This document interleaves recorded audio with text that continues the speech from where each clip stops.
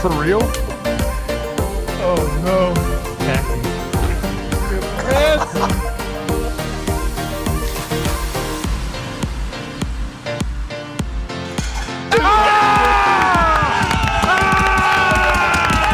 Let's go.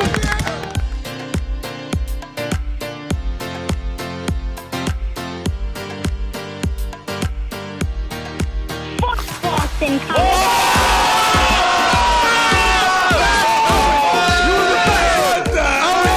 State of OH! Today.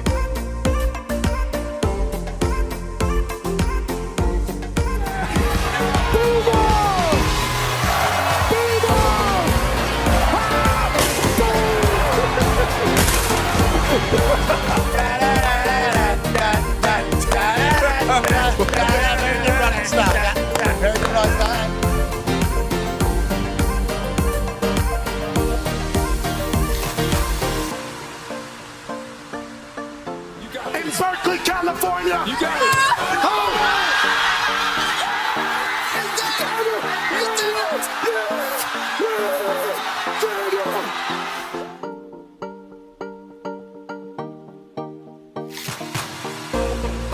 This one's for three. AJ Hawk, $5,000.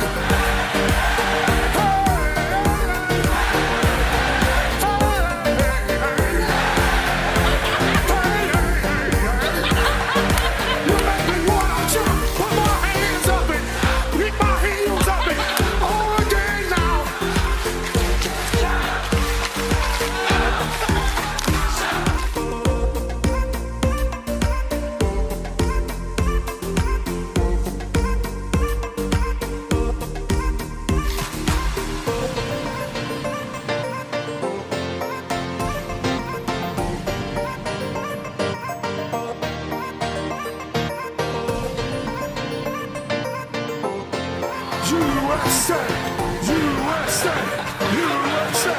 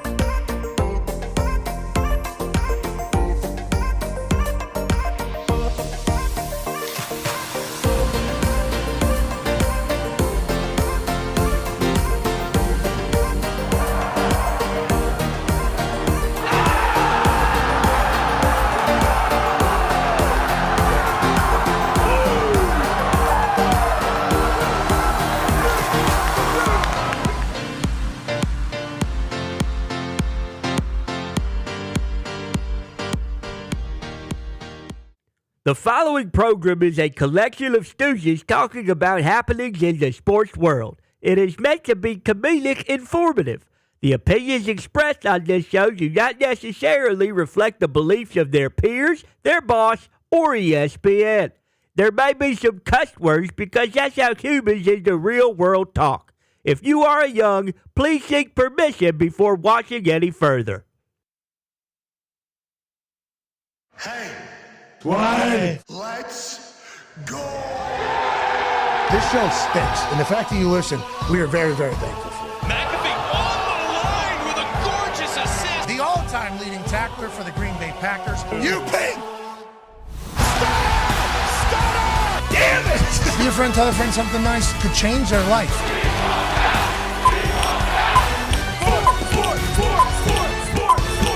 Hello, beautiful people, and welcome to our humble abode, the DraftKings Thunderdome. On this Feel Good Friday, August 21st, 2026, this sports program begins now. Football! It is the greatest. Last night we had 2 games. Fernando Mendoza got his first start for the Las Vegas Raiders, and the Las Vegas Raiders win the game. Fernando Mendoza, undefeated as a Las Vegas Raider. Obviously, he had a pick 6, which the whole world saw. Had a couple dimes as well, a couple tough decisions. Great interview with Miss Rutledge at the end, in which he actually asked Kirk Cousins on the sideline, like, hey, how should I be? What should I be? How should I be handling this? Feels like every day is a learning day for Fernando Mendoza, who's good. Clearly going to be the future of the Las Vegas Raiders organization. Kirk Cousins not playing last night. Most of the one offensive line not playing last night. Probably a good indicator of who's going to be starting the season for the Las Vegas Raiders, as Fernando Mendoza is going to probably have an opportunity to watch Kirk Cousins do his thing. Max Crosby's energy was outrageous. It was great to see him up and at him. It was nice to see the Raiders kind of do their thing in this third and fourth quarter. But on that note, that Texans defense, even the backups were outrageous. They were everywhere. They were swarming, which is kind of what they live off, the word swarm. D'Amico Ryans, as soon as I saw that team do their thing and D'Amico was dancing on the sideline, I should have thought to myself, the Texans defense is going to be the Texans defense. If they have that helmet on and that uniform on, and D'Amico is coaching that particular team with the culture in which they have set and who they are letting in that building, I believe the Houston Texans defense is a real problem. I believe they are game changer, game wrecker, and I believe that is why everybody keeps chatting about C.J. Stroud having to have the longest offseason in the history of any starting quarterback, because that defense was certainly Super Bowl contending defense. If the offense would have played well at all, they potentially win Super Bowl last year. C.J. Stroud's still very young. First contract here. They've already been to the playoffs multiple times, has won a playoff game, but people see him walk into camp and they think he looks like a bum. He is not a bum. He could potentially be an all-time great. We've seen it before. Was last year an indicator of what he's going to become at the end of the season, or does he have a chance to go back in time, be who he was earlier, maybe keep everybody healthy, and dominate the NFL? He's got a new warm-up. Love it. All right, well, let's wake up these eyes. Pretty sick. Let's wake up these eyes. Let's break up these brain sensors, okay? Now let's go up and down, too, as well here. Is he doing a DUI test? I don't know. I don't know if he's doing a DUI test, but I do know hockey goalies do this workout, I believe. This is a big thing to get their brain activated. And we know C.J. Stroud will leave no stone unturned for warm-ups. He'll have a basketball on a football field. And they'll bring out a little hoop for him. He'll have a baseball if he needs it. He'll have volleyball if he needs it. He'll do anything to get himself ready for a game. He's been like this since he got to the Texans. This new trick he's doing with which eye's more dominant, because you put the thumb on, I think you close your left eye, close your right eye, close your left eye, close your right eye. You know which eye's more dominant, because there's going to be one that's going to be off and one that's going to be on. And that makes you go, hey! That makes you get a lot better. So no matter what makes him the best player he could possibly be, if it's one of these eyes exercises or if it's shooting hoops on a football field, whatever the case, C.J. Stroud has proven to be a leader, has proven to be a great quarterback. If he can do his shit this year, which we all expect him to be able to do, the Houston Texans are going to be a problem. But they did lose to Fernando Mendoza's Las Vegas Raiders last night. We'll be joined by Dan Orlovsky, who might be taking a victory lap about what happened last night and how Fernando and the Las Vegas Raiders looked against the Houston Texans defense, or he's just going to be pointing out some things that he had questions about as he was going into the draft process about, Fernando Mendoza. Under center in college, do you know the number? It was like less than 10, right? Six total. Yeah. 6 total. In his first preseason game, do you know how many? Was it 5? Yeah. Do you know last night? 8? 8, yeah. He's taken a combined 2.5 amount of under center snaps just in his first 2 preseason games than he did in college. I assume this is going to be a lot of what Dano is talking about. Sure. And then Dano's going to get into the 15-word play call as well, and then some decision-making stuff that's going to have to happen in real time. We are still firmly in the camp that Fernando Mendoza is a guy. I'm excited to watch him continue to develop. And I, as an Indianapolis Colts fan here, season ticket holder here in the AFC South, hate that the Houston Texans are going to be like that. And that's just what their identity is going to be with D'Amico Ryans. The Niners whoop up on the Chargers. Big time. Chargers did go for it on their own 31 on 4th down a couple times. Shout out to them just kind of utilizing preseason to do whatever the hell they kind of want to do. But you got a lot of different highlights to one particular wide receiver out of Ole Miss, 33rd overall pick, DeJon Stribling is becoming a Brock Purdy's got highlights to him. Mac Jones has got highlights to him. His name is popping up everywhere out of Niners camp. And obviously they bring back Debo, and he looked awesome. Him and Trent looked awesome out there. I mean, walking out with the boombox again. Yep. Mac Jones behind him. You know, Mac Jones is in his own little world. They have their thing back, it feels like. They have their moxie. They have their swagger. They have their coach back, who obviously had a wild offseason as well. He looks really different. Yeah, he does. He does. Good stash. He looks really different. Really fit. I would say he looks like thin, fit, like super in the stash, the hair. I feel like he's probably got a little perspective changer on life after everything he has gone through in this entirety. Christian McCaffrey had some stiffness. They said if it wasn't joint practice or if it wasn't a preseason game, he would be playing. George Kittle got some great news, it sounded like last night. Yeah. It sounded like George Kittle went and met with Dr. Elitrosh, obviously out there at the Achilles factory in Southern California. And it sounds like they're saying he's in a good spot. And his goal has been to be back for week 1 in Australia. Last night, what we read online, sounds like everything is trending towards that. He's a freak. Yes. You know he is an absolute freak. And Brock Purdy will be joining us at 1:30 Eastern. He's coming on with John Deere. Hell yeah. Yeah, they did a Are You a Farmer contest. Pretty good. Sick. Yeah, where, you know, there's always been the game show for a long time. I forget who hosted it, the guy and his mom. Anthony Anderson. Anthony Anderson and his mom hosted it, where 3 people would come onto the stage and they would say, I'm a tech billionaire. No, I'm a tech billionaire. They had to figure out who was and who wasn't. They did the farmer gimmick here. And with John Deere, Brock Purdy, real life farmer, he was one of the judges to pick out of the 5 who was a farmer. He was checking calluses. He was checking fingernails. Dirt underneath them. Yeah, he was checking, let's see how they're doing with corn there. Hey, what's the name of this rig right here? What's the name of it? Well, it's a side by side. I don't know the that guy, I don't have a clue. Okay, let's get him out of here. Actually, a nice little fun little game. Yeah, it was a good little game. It felt like it was obvious which one was won. But anyways, Brock Purdy living his best life right now. Might have all of his weapons. Might have their best year. And how's that substation doing? You know, we kind of want to ask him. You don't hear anything? He's been training there since he was Mr. Irrelevant. And he has got himself a massive ordeal, and also became a massive ordeal in it all. So I think he's okay with that practice facility. But substation doesn't have a lot of fans. I'd assume Brock Purdy's not one of them, especially being future farmer of America. Okay, the Talks Tables here at Boss Connor, at Ty Schmidt. One over the hammer, Dahn. Cowboys, AP Tony's here. Tell him we just need one. We got none. Okay? Fernando Mendoza threw football. Next outcome, touchdown. Okay, so I caught it. Kind of, you know, if we wanted, no. You tell me. He threw a pick 6, and when Coach Kubiak said at halftime going in to Lisa, I forget who the interview was. It Lisa? I think it was Lisa Salter. Yeah. Okay, so with the interview with Lisa Salters, I think it was. Pretty sure. Anyways, great work last night, Monday Night Football crew. A lot of filling. Yeah. Lot of filling out there. But when Clint Kubiak at halftime going in said, Fernando's not playing anymore, boy, my heart really dropped there. Yeah. Because I thought we could just get maybe one touchdown pass from Fernando for his own team and not just getting Heisman basically before throwing a full pick 6. But that Houston Texans defense is a real problem. And we got to understand that it doesn't matter who's out there, they're going to do very well. Yeah, they are a real problem. And they were coming off a week 1 preseason game where they got slambasted by the Los Angeles Chargers. Slambasted. Yeah, I decided to combine some things there. So they were going to be fired up, playing their best last night. And, you know, Nando had some chances. There were some drops on 3rd down. I'm not going to make any excuses. He maybe could have ripped the ball there on the play that he did throw the interception.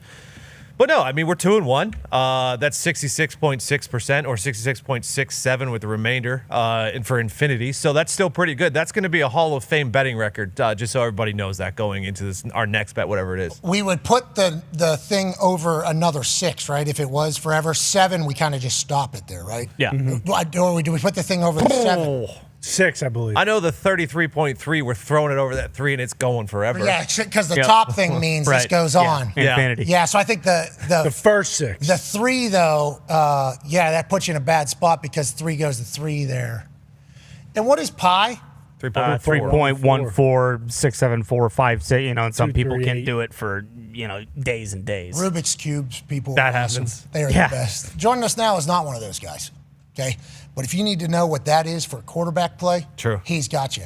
He put out a 22-minute video on X this morning breaking down one particular play. Ladies and gentlemen, our quarterback guru, ESPN expert, backup quarterback for over a decade, and starting quarterback in the NFL. Ladies and gentlemen, Dan Orlovsky. Dano!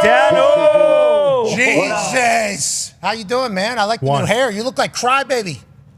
I just got the shower. Sorry. No, I think you look super cool, man. I think you look really cool there. That was Joe Burrow had that look for a little bit. Kevin Clark had that look. Yep. Razor Ramon had that look. Exactly. Crybaby had that look from back in the movie. Maybe that is your thing for Good this. movie.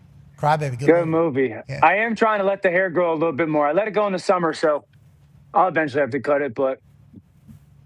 Nice, No dude. doubt. Yeah, That's sick, yeah. bro. Straight up, dude. Dope. I agree with you, bro.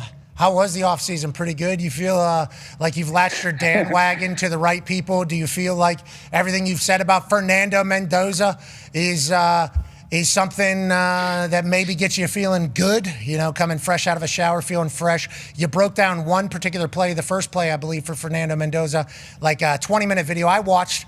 You know, I left here. Why motion? You watched all of it? Yeah, I watched the whole thing. Whenever he goes off the ball, he's got to go on the ball. The corner's got to come down. Fernando doesn't even know that. He's got to give him a beat here. He doesn't give him a beat because he didn't know that the corner came down. Whenever the Y went into motion, after the I left, he had to go up on the ball. This is what you're talking about with, you know, everything that kind of has to happen in a Clint Kubiak NFL-style offense, and he's never done that before. To your point, Hembo's stats showed us in college, he was under center 6 times the entirety of his college career. First preseason game 5, last night 8 of them.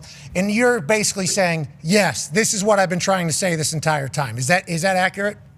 Yeah, I think, yes, that's a big takeaway. Now, he's had moments operating in the first 2 preseason games under center that have been awesome. I mean, we all know that play against Arizona where he rips that ball to Benson, and then there's moments last night that are really good. It's just, for so long, he plays in the shotgun. For so long. And you get reps, hundreds and thousands of reps.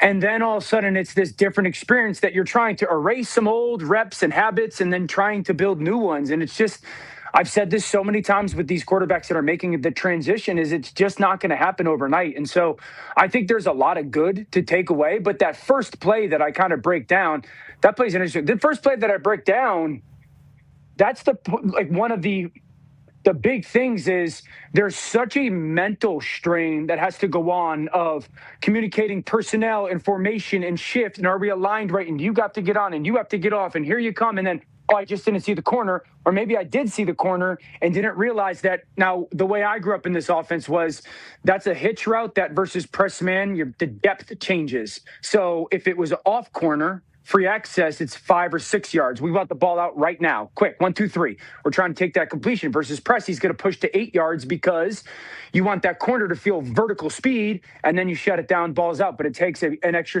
half of a second, a blink. And so I guarantee, I would imagine that Andrew Janocko, who's a coach in Las Vegas, is going, hey, Fernando. And Fernando's going, yep, I've got it. This is one where I've just got to sit on that back foot just a moment longer. But to the public, to the naked eye, it's like, he just missed the easiest throw in football. And it's like, no, these are the steps that are needed within his development. Yeah, it turns out this has actually happened before. There is an answer to this that he needs to learn. That is basically what you're saying about that particular play right there. Can you tell me a little bit about Kirk Cousins not playing, and same with most of the offensive line? That tells us, right, Kirk's starting the season, we can assume. And how long do you think that probably goes for? Yeah, I think Kirk is going to start the season. It's a lot dependent upon team success would be my guess. I don't love that. But if for some reason and or way that Kirk is starting, playing at a high level, and this team is highly competitive in and out of games, wins and losses, I believe that he would remain that starting quarterback for an extended period of time. Now, if Kirk is struggling, the team runs off a ton of losses, and Fernando's just really progressing on the practice field, then you're probably going to get to a point where you put him on the field. I'm a believer that quarterbacks are never ready. You know, no quarterback is ready to go play, but do they have enough in their tool bag to survive? And I would imagine Fernando at some point is going to get to that place this season. And when they believe that he's got enough in his tool bag to survive, whether it's intellectually, handling protections, seeing some coverages, athletically, then I think that you feel as comfortable as you can putting him out there. Yeah, we want to get him to Tim the Toolbag Taylor. That's basically what you've been saying this entire time. What a good show. Yeah. Yeah, I mean, you're talking phenomenal show. Unbelievable. we all kind of, and I don't want to do too many follow-ups on the cast there, but thank you for what you did for us in that house up there in Detroit. No kidding. Yeah, and it was awesome. The amount of love he had for hot rods just. Oh my God. Think about now that we're dads. He used to show up on the sideline on Thanksgiving Day. Yeah. And you'd say, wait till you see what we do today. Wait till you see what we do today. But he was, we all were like, yo, that's Tim Allen. So even when we were awful, he was like the star. Did you call him Tim Toolman? Did you walk up to him and say, hey, Tim Toolman, how's your neighbor Wilson? No, I went to him once and did the whole awkward, like, hey, man, I love your shows. Like, big fan. But he didn't really, pay too much mind to me. So that's Scott Calvin right there, too. Yeah. Shout out to him. Okay, let's go back to football. Okay, so our takeaway last night is Fernando's still got to learn a bunch. Kirk's going to be the starter. Houston Texans defense, outrageous. Did you see anything from CJ that you liked that makes us think like maybe CJ does have a year that we all hope he can have, and maybe this Texans team is legit in a Super Bowl run? Yeah. Okay, so last thing I wanted to make about Fernando, I do think one of the big positive takeaways is I've been really impressed with how aggressive he is with the football. I mean, he's been very aggressive, not careless, not reckless, but aggressive. We've seen some throws. So, it's not check down central. I like that. Yeah, CJ looked sharp. This is that Fernando stuff with the aggression. I think that's a broken play, by the way. There's no way that ball should be thrown to that route if that's the route, but neither here nor there. He's already got the veteran feel on what to do with it. Okay, go to CJ. Yeah. Go to CJ. Okay, I think I liked what I saw from CJ. But CJ's played at a high level in this league.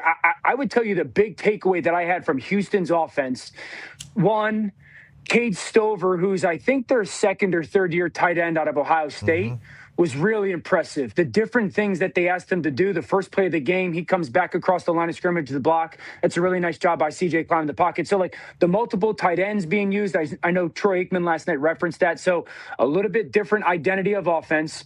I think the second thing was they were able to run the football. And then one of the things, Cade Stover's number 8. The way that they're using him, just pay attention to that this year. I would tell you that one of the big flaws of this offense over the past real 2 seasons, and it got better at times last year, was the running backs' inability with the offensive line in protection. Woody Marks is going to be a big part of that, Montgomery being a big part of that. But some of those clips you were showing with CJ, the blitz protection and the blitz pickup and having a back know who's his guy. Think of the Jackson Dart hit the other day. That's 100% on the back because the back's looking left and got to go right. The same with Woody Marks on some of these clips. And just that's improvement. That doesn't happen unless Woody Marks sees that corner pressuring, the offensive line sees the stunt, and then CJ's able to take off. So, CJ looked good, of course, and you would expect that against a 2 defense. But my bigger takeaway from Houston's offense was that it looks that their protection is much more on the same page. And that has been a major, major flaw of theirs over the last 2 seasons. Okay, so let's assume the Houston Texans are once again a problem. I don't love that because the culture is about to be a problem as well. The AFC South might be the toughest division with the way Jacksonville's looking and Tennessee. And Dano, if this guy's going to be able to see completely sideways with a helmet on, we're all fucked. Okay, we're all in deep, deep trouble. I like what he's doing. There's a video of Hallebuck. We know who that is, who stopped every puck in the gold medal match. There's a video of him doing something similar in the back. I think this is maybe a super advanced neuro type thing that is happening amongst the neurons. Yeah, the super duper. Which is interesting because he, allegedly got the lowest score on that S2 test of all time. Yeah. The test kind of went away, huh? Okay, so unless he's just a complete psycho, we assume he's Which goalie? Hallebuck, and he's a goalie, could be. But we think this is also something similar to what we're doing, exercises, for the eyes and shit like that. Ocular I movements. think it's this may not be on the same page, but this is a serious thing. I think there is something to do with eye and vision movement and legit firing of brain neurons. We've had to do this stuff with our son Madden, for like occupational therapy or something like that, where there's this place that had him do all these types of things. And I was like, why are we doing stuff with eyes like this? And they were like, it triggers activation in brain neuron or something like that. So I would assume that is exactly why some of these athletes are choosing to do it. And he's an artist, dude. I saw some of the other stuff that you posted up recently he's been drawing. Good for him. Good for you guys. Good for the world learning the story, too, because obviously it affects a lot of people in society, especially at this stage. Okay, let's move along to the other game. We saw Herbert get one completion. What a ball. Yeah. What a ball. Now, we had Coach Harbaugh on earlier in the week, and I'll tell you, he was bummed out about losing Biotish. I mean, he was like, as we had this time to talk today, and it's scheduled to be right now, with the information I just learned, my daughter's down. That's what he said. He was super bummed out. I'd never heard a coach and seen a coach like that, especially Jim Harbaugh. Yeah. Normally it's next man up, like we got this, we got to deal with this, everybody's got to deal with that. Instead, he was like, man, I'll tell you, we really thought we solved a problem, and turns out that we did, and then now we didn't at all. So he was bummed out about it. Herbert doesn't get a lot of opportunity last night. What are your thoughts on these two teams as the Niners absolutely cracked the Chargers last night? I think the Chargers are bona fide contenders in the AFC to make a playoff push and Herbert get his first win. I understand the loss of Jesse Minter is going to be felt, but I think that Harbaugh, you trust Coach Harbaugh in his hiring process, okay, like in the replacement. Offensively, this still should be a very good offensive line. And I'm going to trust Daniel Jeremiah, who's talked about, even though Biotish is a loss, that they have a second-round draft pick in Jake Slaughter. Daniel Jeremiah was an analyst for the Chargers and obviously the best. I said he's had a great camp. And then they have I believe, a undrafted Spomer, Jacob Spomer, who has done really nice at center as well. So, like, offensive line's going to be good. Receivers are really talented, and also they've all got, like, different skills. I think Gadsden is an outstanding tight end. Omarion Hampton should have a huge year. Mike McDaniel has always worked, and these guys in these trees has always worked with these trees, worked with quarterbacks that maybe aren't physical specimens. Justin is. And so if they're healthy, I fully expect Herbert to be in the MVP conversation. And I've said this, I like in the AFC West, I like the Broncos and the Chargers more so than I like the Chiefs roster. Yeah, you went after Chiefs Kingdom a little bit last time you were on last week, I do believe. David Njoku also on the Chargers. I saw a clip of him shirtless warming up with Herbert. Yeah. Freak. Big guys.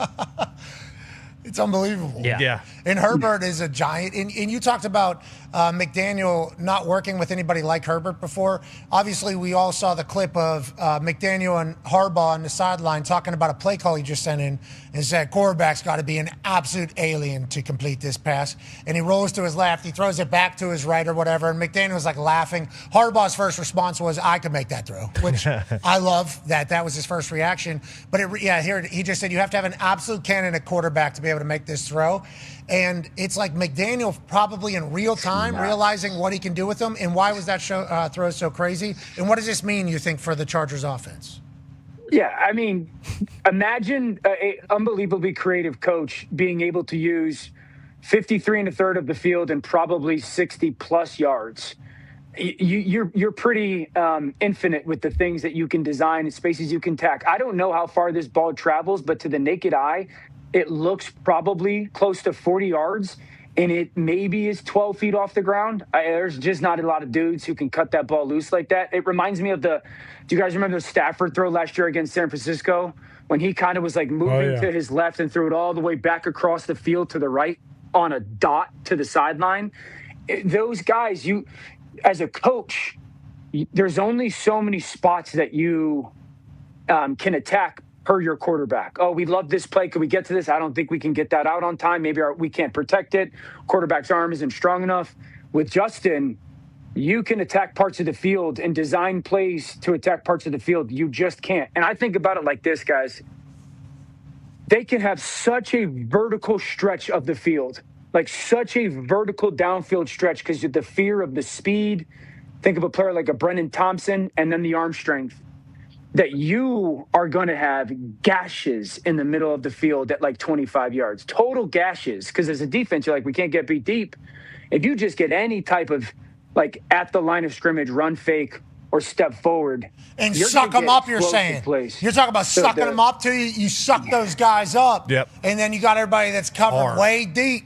You got big space and opportunity in there. And with the way he's able to kind of put things on time, even if he's late, he can be on time with how strong his arm is. There's a chance the Chargers offense could be explosive. Can they score in the red zone? Can he score in the red zone? question. And you think they're going to be okay without Minter? I watched him rap last night. Yeah. His palms were not sweaty. No. His knees were not weak. No. And Mom Spaghetti stayed down. That's right. I mean, he was absolutely in. Crushed it. And the boys, I'll tell you, the Ravens look like they are all in on this new era. And their defense, obviously, last year was not what everybody expected. Lamar was hurt for most of the year. We get a brand new era whenever it comes to who's running the team. Lamar Jackson and the lads still there, though. It's like nobody's really talking about the Ravens going to run. I watched this video last night. I go, it looks like they like each other. It reminds me a little bit of Seattle 2 years ago. Sure. Whenever McDonald first got there, and there were some videos coming out from their concert that they were having with the rookies. I love what Minter's kind of doing over there, and I like how it seems the team loves this man. Yeah, Baltimore is going to be awesome this year. I think it's Awesome. Awesome.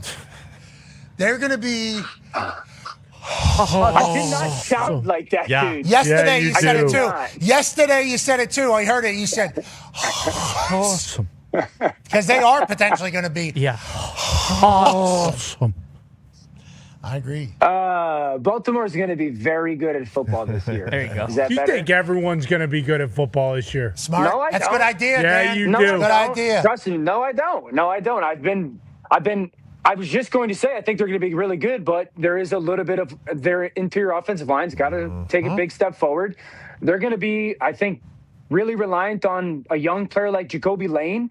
Zay Flowers is great. God bless him. Congrats on getting his money. Bateman's had some really big highs, but has had some, I can't stay healthy as reliably as you would prefer. So they're going to be banking on Jacoby Lane. Remember, Isaiah Likely gone in New York. So they're looking for that really reliable, like second and third option in their pass game. And so, those are some question marks that will have to get answered. But I think that there's some awesome. teams. You think they're going to be awesome? I do think they're going to be awesome, but how good is going to be dependent upon that. I said this yesterday, and people went up in arms. Chicago, I think is going to be a good football team. Yeah. But they don't have a receiver room that is wildly proven. Talented for sure. But Rome Odunze and Luther Burden III are talented, but they have not been proven commodities in the NFL. The defense might stay. And could they go for 1,000 yards? Absolutely. But that's a group right now that is not nearly as proven as most of the other wide receiver rooms in the NFC. Still think they're going to be good. Okay, I understand what you're saying, and I appreciate that. I think Caleb's going to be good as well. The defense, though, to what Tone added in, they got a lot of turnovers last year, man. Any team that's getting like that many turnovers, and I'm not saying that that's a bad thing. I think that's a good thing. Right. But is it going to happen again and again and again? It feels like turnovers are a little bit of luck has to happen as well for you, sure. Whether it's a deflection or a ball. They were getting everything. Now, is that just a sign of things to come? Potentially. That could be what the Bears defense is as we see it in this Ben Johnson era and they go forward. And then also we heard Ben Johnson, didn't he say last year a couple times, like, our quarterback's nowhere near playing good quarterback or something like that. Something along those lines, right? Like even whenever they were winning, having success, I think Ben Johnson thought despite the quarterback? Yeah, something along I forget what it was. I think he was talking like, we're still not playing as good as we can offensively or as good That's as we what he need meant. to. I think what he was saying, what he meant to say was like the amount of growth that we still have on the offensive side is huge. But the way it came out was like, we're winning without Caleb even playing good football. And then Caleb would make these magical plays that would be gigantic and help them win these games. But it felt like Ben thought they were nowhere near what they should be on the offensive side. And they could have won the whole damn thing last year, it felt like, at certain times. Absolutely. And you just saw, I think if you go from early on in this. There it is. We're winning in spite of our passing game. Yes. Not because of it. And none of us are pleased with that. Yeah. And when was that? That was December? Yeah. That was late in the season. Yeah, it was. They were winning games. Like, it was a good thing. And they're like, quarterback's not playing good. And we still wondered, like, Caleb's going to be good in this offense, right? Yeah. And then we heard this a couple of different times through the season. It was like, nope, guy's still not playing our offense, still not doing it, still not getting it. He's just a freak athlete out there that's able to make a bunch of plays for us. So it's like, is the upside for Caleb this year with another full offseason, a lot of success, and can see what it can be? Like, are the Bears going to be so talented on the offensive side with those young wide receivers that if the defense doesn't get the most turnovers in the league or whatever, will they still be able to be good? I guess that's what everybody's trying to weigh, Dano. That's what everybody's trying to weigh. I think And like the answer would be yes if you told me that those receivers played 17 games and both individually took step forward. There's other players on their offense for sure. Loveland's going to be one of the best tight ends in ball this year. But those are two receivers that have a lot of pressure on them, because if you just look in the division, Green Bay, proven and loaded at wide receiver, obviously Detroit, obviously Minnesota. You go NFC West, proven and loaded at wide receiver, NFC East, proven and loaded at wide receiver outside of the Giants. And so everyone continues to pound the table for Chicago, and I understand the why, but the expectation is Caleb, second year, and Ben Johnson take this meteoric step forward in your third year in the league. Sure. But those guys have to not only be on the field, but take steps forward to being like true number one, number two wide receivers. They've had moments of it. They've had glimpses of it, but we have not seen, at least in those first season for one and 2 seasons for the other, that to be the case. And that's the question mark in Chicago outside of the turnovers. Also, last year, 6 regular season fourth quarter comebacks, and then add the playoff one, obviously, 7 fourth quarter comebacks, a bunch of turnovers. People say that's football gods there. Well, who was that like 2 years ago? The Commanders. Exactly. And then before that, it was the Vikings. We remember they went on that magical run. Danny Dimes diced them. There's normally, Yeah, football gods. This is just like what basketball teams used to be that relied on the three. Like at some point you're not going to have it. Yeah. And then everything's going to figure it out. You get the turnovers and crazy fourth quarter comebacks in the same season. A lot of people are going to be like, that's not happening again to you guys, because we've probably all experienced something. But I believe in Ben Johnson, man. I believe in Ben Johnson winning football games, and that's how I describe that. Like fourth quarter comeback, I believe in Ben Johnson and Caleb Williams. I believe in them. So I just assume they're going to get better this year. Will they be able to win it all? I don't know. That NFC North is interesting. Yeah, very. That NFC North is very interesting. Okay, let's go to NFC South, shall we? Because we talked about Herbert a little bit there and McDaniel. So obviously there's a third member of this conversation that needs to be talked about. It's fascinating. Go ahead, Tom. Yeah, there is a third member. We also talked about turnovers as well, so you throw that in there. Tua is who we are talking about. Reports at what? Just you added that turnover. The way you could have framed You didn't have to do that we to were just Tua. we were just talking, and things happen. Reports out of joints in the first preseason game were not really great down in Atlanta with Tua at quarterback. We know Penix is practicing. He's doing 7-on-7. Nothing team yet. I believe he met with a doctor yesterday to see if he can be cleared now. What are your thoughts on the Falcons' offense? Because we know they have weapons and their offensive line is good. How is Tua and his Penix is doing 7-on-7 enough to be ready for the regular season? Absolutely not. Okay. You have to at least get real 11-on-11 reps in practice, let alone not having them in any type of, preseason game. I would expect Michael Penix to play this year. For him to go out on the field without any type of real live action is going to be challenging. I would expect Tua to be the starter just because of the circumstances. It was sloppy. Preseason week 1 was sloppy by everyone. Tua was sloppy, dropping snaps. The ball couldn't get out of his hand quick enough. I think Tua probably has about as little desire to get hit as possible. I don't blame him. It looks like that in his play. I've heard it sounds like that and looks like that in some of these camp practices and joint practices. And so I think Atlanta's in a situation where, they've got a quarterback that has been through a lot that doesn't necessarily want to get touched by the defense much. And they got another young, talented guy that hasn't been able to stay on the field.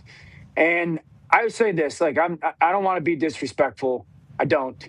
Same. But there's probably a minimum of 4 to 6 teams that we could already right now in October 21 or whatever it is tell you they're looking at quarterback for 2027 already. And I firmly think Atlanta's in that conversation. It's August. Did you say October 21? Yeah. They're going to be August, awesome. It's almost Halloween. Yeah, I mean, if we can write this down in October, it'll be a little different because we'd already seen a bunch of games. But You're a clown. You're saying you're so locked in saying that, hey, there's 6 teams that we can publicly state that everybody would kind of agree with us that they have no chance of winning Lombardi. Now, in their locker room, they all have to buy in that they can. That's on them to do that. But it does feel like Atlanta is in the middle of an interesting time. Matt Ryan obviously in charge late. Stefanski brought in his first year. No real loyalty, really, seemingly, to whatever other than Bijan Robinson, who they just paid. They got some good defensive players as well, right? Yeah, young rookies. So, couple injuries and suspensions. But yeah, last year they were very good at rookie on defense. So it's like they've paid all their offensive pieces. Bijan, Drake, and Kyle Pitts. And all O-line. got paid. And how many? Two rookies are hurt and one suspended, though. Yeah. So how many years, are they thinking in this new Matt Ryan era? Because obviously that's a huge change taking place where he is now the president of football. I mean, if they're already counting themselves out right now, they might be eyeing, hey, with this incoming draft class next year that's supposed to be one of the best ever, maybe we kind of just punt this year and we get like an Arch Manning or something, and then we go. Well, that was you. All right, think about it. Think about it like this. Just realistically, Tua starts the year and play. It's almost similar to Cleveland. He starts the year and he's playing okay. They're doing okay as a team, and you get to late October, early November. Are we having a conversation about a contract extension? Given kind of what, and he's playing okay. It's not elite ball. Given 2 and 3 the history. 2 and 3, maybe 3 and 4.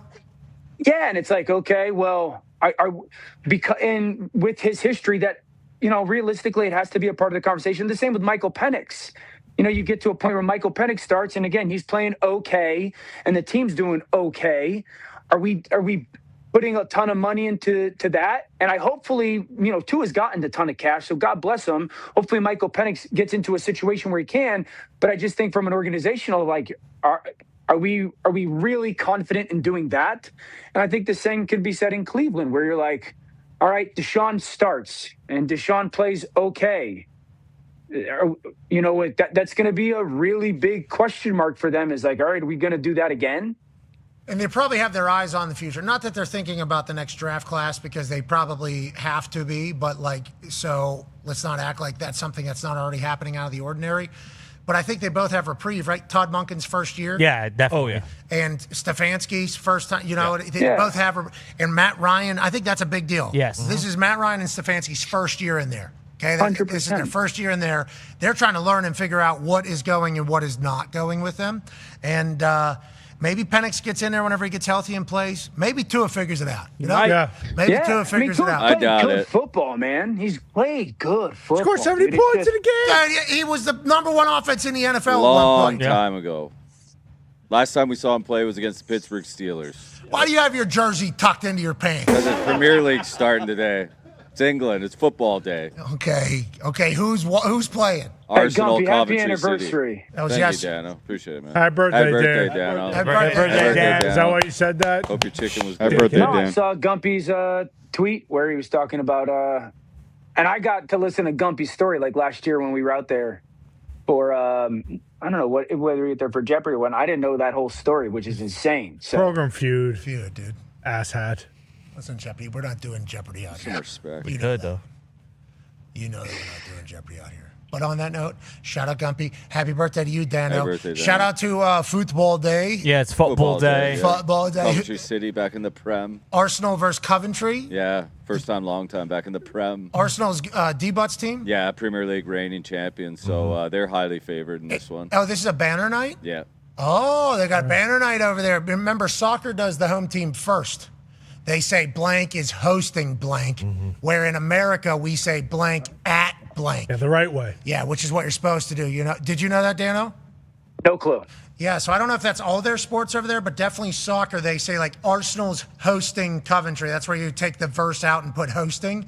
And then in America, obviously, you take the verse out and you put at. So like this team is at this team. But in soccer, it's this team's hosting this team because they're gracious, I guess. Sure. I guess they are. I like I that. think that sucks. Yeah, it's a little. Hey, I'm hashtag. kind of into it. What's that? Kind of into what? The hosting? Yeah, like I like that it differentiates it. I like that. You like soccer? You get into football a little bit? No, I like the World Cup because America. I went when we were calling a game in London. Fowler took us to, I think Arsenal versus Tottenham in the new Tottenham North Stadium. London Derby. The Spurs. It was unreal. I mean, it felt like I was in an SEC football game. Like the chants, Easy. the stadium is sick. I felt like it was very like Fenway Parkish. You're in the middle of like this old school town. Stupid, sick stadium. That was very cool. Stupid lit stadium. Yeah, dude. they're compared to Fenway. Dude, it is Son of a super bitch. lit, dude. Fenway, obviously old school. That's what he's talking about. You got to remember those places over there. So old. Hundreds of years. Yeah. So old. It's cool to look at because you're like walking through a museum, obviously. Stadium's brand new. I was gonna say, isn't the Tottenham? No, we said Stadium the town brand new around. stadium?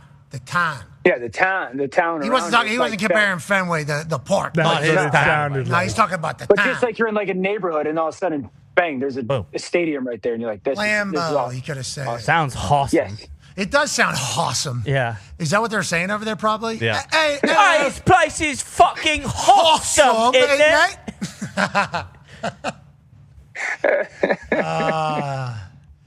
People hate this show, man. It's crazy that happens. Okay, let's move along. More football, shall we? Conman has a question for you, Dano. Yeah, Dano, I, for one, love the Cincinnati Bengals this year. Basically, every single thing that's coming out of their camp is just fuel to the fire for me when it comes to being a Bengals kind of supporter from afar in the AFC North this year. Sorry, Tony. With that It being better be this said, year because Burrow said he's out if not. well, I don't know about that, but Dan, you seem to be spinning the web that if the Bengals don't win this year, Joe Burrow is going to force his way out, similar to what Tony was just saying.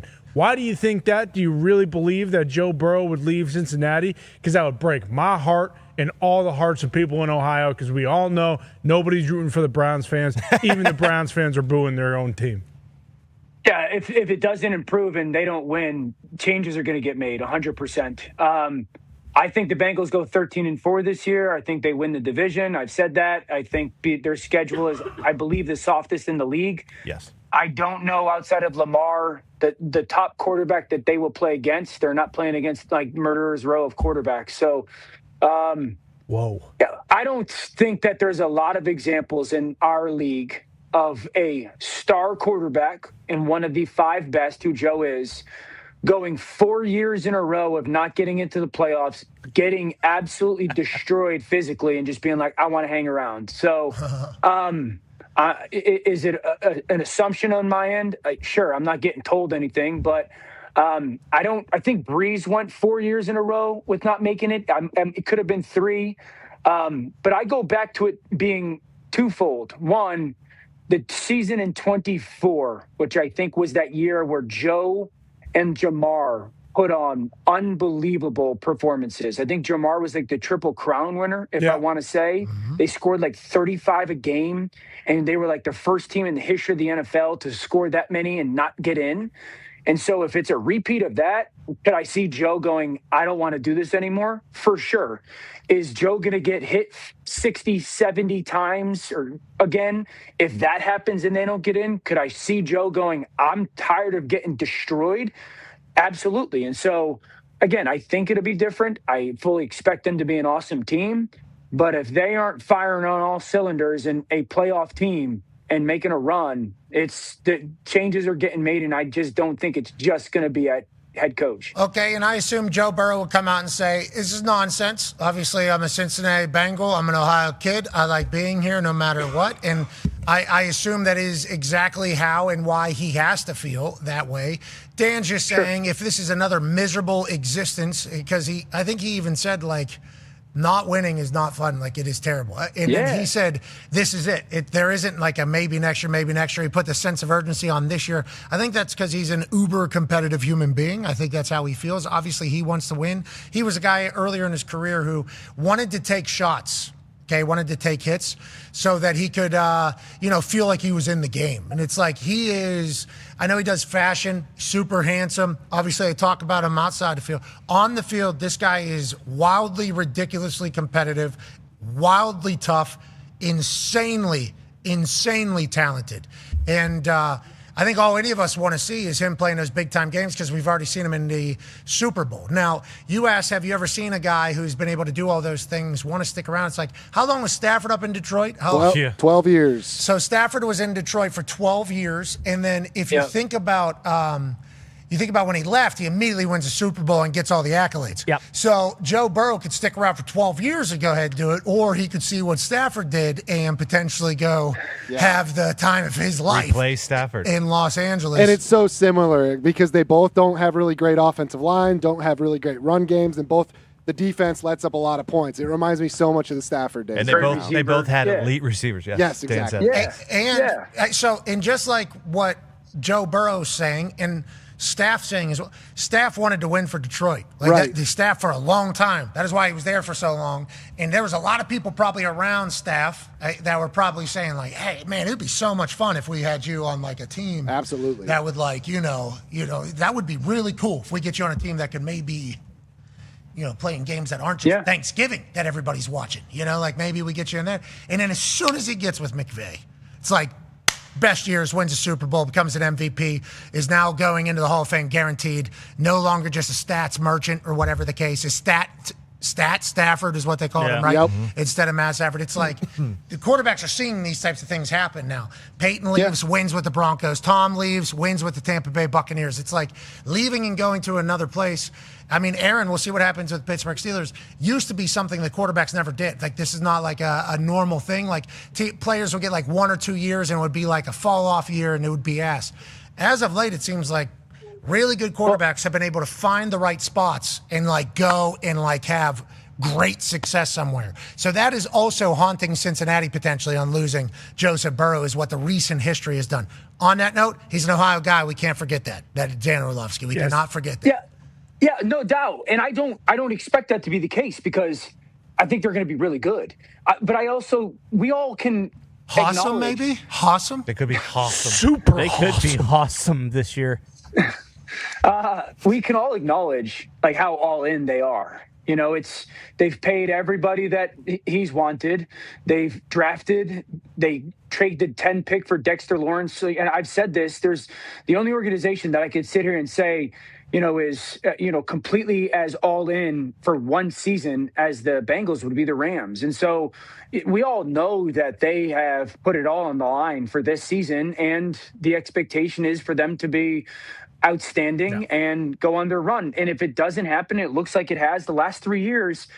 Yeah, there's going to be a lot of question marks and a lot of changes. All right, last question here as we wrap this up with Dano. Ty has one about tonight. Obviously, we have the Jets and the Steelers, Panthers and the Jags. And the last one, 9 o'clock, Packers at Broncos. Go ahead, Ty. Yeah, Dano, as of right now, both Jordan Love, and Bo Nix are scheduled to play. Don't know how much they're going to play. Love only played about a series last week, but even if it is only like one series, if you're a fan of these respective teams or just you watching this game, like, what are you taking from that one series that you see? A lot of people, I think, for whatever reason, don't give Bo Nix the credit that he deserves. He was awesome down the stretch last year, truly. Arguably maybe the best quarterback in the NFL. And a lot of people are saying, hey, we need to see his mobility, see what he looks like. But for that game in particular, what are you looking for from both of those guys? Yeah, Bo was about as clutch as there was in the NFL last year, specifically to Bo Nix, because this was a flaw and an issue last year, was just hyper feet. I want to see his feet calmer. That started to be the case as, the back end of the season went on last year. There's still moments where I think it's just his style of play. There's a little bit of, competitive, I'm a linebacker type of mentality with him. So not as hyper feet. I want to see, the connection that he has with Waddle. And then for Jordan, the connection he has with Golden. This is a really talented, both teams are really talented offenses. Both quarterbacks are really good players that are probably undervalued at the position. But for the Packers to be what I expect them to be, and certainly Jordan individually, Golden's going to have to be a huge, huge part of their offense pass game wise. And you guys know how I feel or where I stand about Denver. I think they're as talented a roster there is in football outside of the Rams. All right. We appreciate you joining us, Dano. We genuinely appreciate everything you're saying. Feels like you're swinging a hot bat right now. Now, some of these things that you're saying are going to be not right. We won't talk about those this season. We'll make a deal. No, for sure. Nope, I wrote them all down. I want you to. I wrote them all down. They're right here, Dan. I got 6 of them actually as guarantees. I don't care about. I do not worry about being wrong. We know that. That's why you to go. That's what it's about, Dano. That's why you say yesterday like that. Amen, Dano. I'm gonna be wrong. You're awesome. So am I. Be wrong. We're all gonna be wrong. But I can't be right in comparison to others unless I'm willing to be wrong. So. What's that even mean? And, yeah, in nomine Patria et Filii et Spiritus Sancto. God bless you, Dan. Amen. Great movie. It's not a movie. Well, it is, yes, but it is. I figured as like that is a great. A big those time. are great scenes in movies. Okay, yeah, and in real life, okay? Jeez, yeah, Louise. real life, exactly. All right, ladies and gentlemen, it's Dan Orlovsky. Jeez. Dano. With the Jesus One shirt on. That's the Catholic, right there? Well, that's Latin, but yeah. That's the super duper Catholic. Is that Boondock Saints? Yes. Okay. Great movie, actually. Which is a great movie. Yeah, and it's great scenes, actually. Mm-hmm. Dan's kind of swinging a hot bat right Dan now. is swinging a hot bat. But people say that whenever they do their weekly. Yeah, I mean, that would be like if you're a big time super Catholic, you're going to a mass that's in Latin, if you can still find one. Okay. And they're doing it. Yeah, in nomine Patri et Filii et Spiritus Sancti. Amen. Yeah. Dano's feeling good about himself. Mm-hmm. He's breaking down one play for 25 minutes. He's in his bag. Yeah. Bruh. Hair's looking good, too. Yeah. Oh, yeah. He needs to think about maybe a little tight top or a tight side with the little top, top move there. He's got good hair. He could do a stash like Shanahan. Oh, my God. Yeah. Imagine if he had a strong one. Okay, ladies and gentlemen, let's pivot away from the NFL and the preseason games to college having chaos happen. Now, there is another update to the 5-for-5 ruling that happened in Colorado and then the injunction that took place down in Louisiana, which opened the doors for, I think, 16 guys who were on NFL teams who were of the recruiting class 2022 who were not able to take advantage of the 5-for-5 rule because the 5-for-5 rule wasn't put in place until after they had already declared eligible for the NFL draft. Multiple guys go undrafted, end up on NFL teams. A guy named Jack Clyburn actually gets a sack for the Tampa Bay Buccaneers in preseason game 1, but because of the ruling that took place in Louisiana, he actually was afforded an opportunity to go back to college if he wanted to, play his 5th year of college in a 5-for-5 because he didn't redshirt, and then re-enter into the NFL draft next year, maybe build up his draft stock, have a different setup. It's all craziness. It is seemingly all insane. Now there was a ruling today where the NCAA got a win where it said, nope, the 5-for-5 rule for this class is not allowed, but the pros are allowed. Joining us now is a man who should have the ins and outs of all of this. A guy who's negotiated over $7 billion in deals. He's obviously synonymous with the NFL for being a super agent for a very long time. No, it's over $10 billion now. It just got updated. Sorry, the internet was wrong for the original search that I did earlier today. That must have been from 2 years ago. Yeah. Hey, ladies and gentlemen, also in the NIL world and now trying to do it right, I think, from an agency side in college and hopefully telling us what the hell is going on in his world. Ladies and gentlemen, Drew Rosenhaus. Hey, Drew. How you doing, Drew? Good to be with you, Pat. Okay, it is crazy times. A lot of words there. The 5-for-5 thing seemingly is the most recent chaotic what the hell is going on here. We're seeing guys playing in the NFL and preseason games, now potentially going back to college. Then a judge comes out and says, no, you actually can't. Where do we sit right now, and how does it affect you directly in what you know about the situation? Well, we have a client to keep an eye on. His name is Daquan Wright. He was a tight end for Ole Miss. Last year, he went undrafted primarily due to injuries. He was at the NFL Combine. He signed with the Philadelphia Eagles. He got a $25,000 signing bonus and $25,000 guaranteed of his base salary. He was released by the Eagles, claimed on waivers by the Browns. He's currently on the Browns. But Daquan was part of a group of players that filed a lawsuit in Louisiana where they got a temporary restraining order where he is now eligible should he be released by the Browns and have his contract terminated, not claimed by another team. He would then have the opportunity to go play college football. This is crazy. This could be the first player to play in the NFL with an NFL team through the combine, through training camp, and go play collegiately. I think it's likely to happen as his agent because we don't currently project him to make the Browns. I wouldn't expect him to be claimed on waivers. He's really low on their depth chart. And I would expect him to be cut on or before August 30th. At that point, his contract is terminated. And the judge in Louisiana has said that at that point, he can sign with a college team.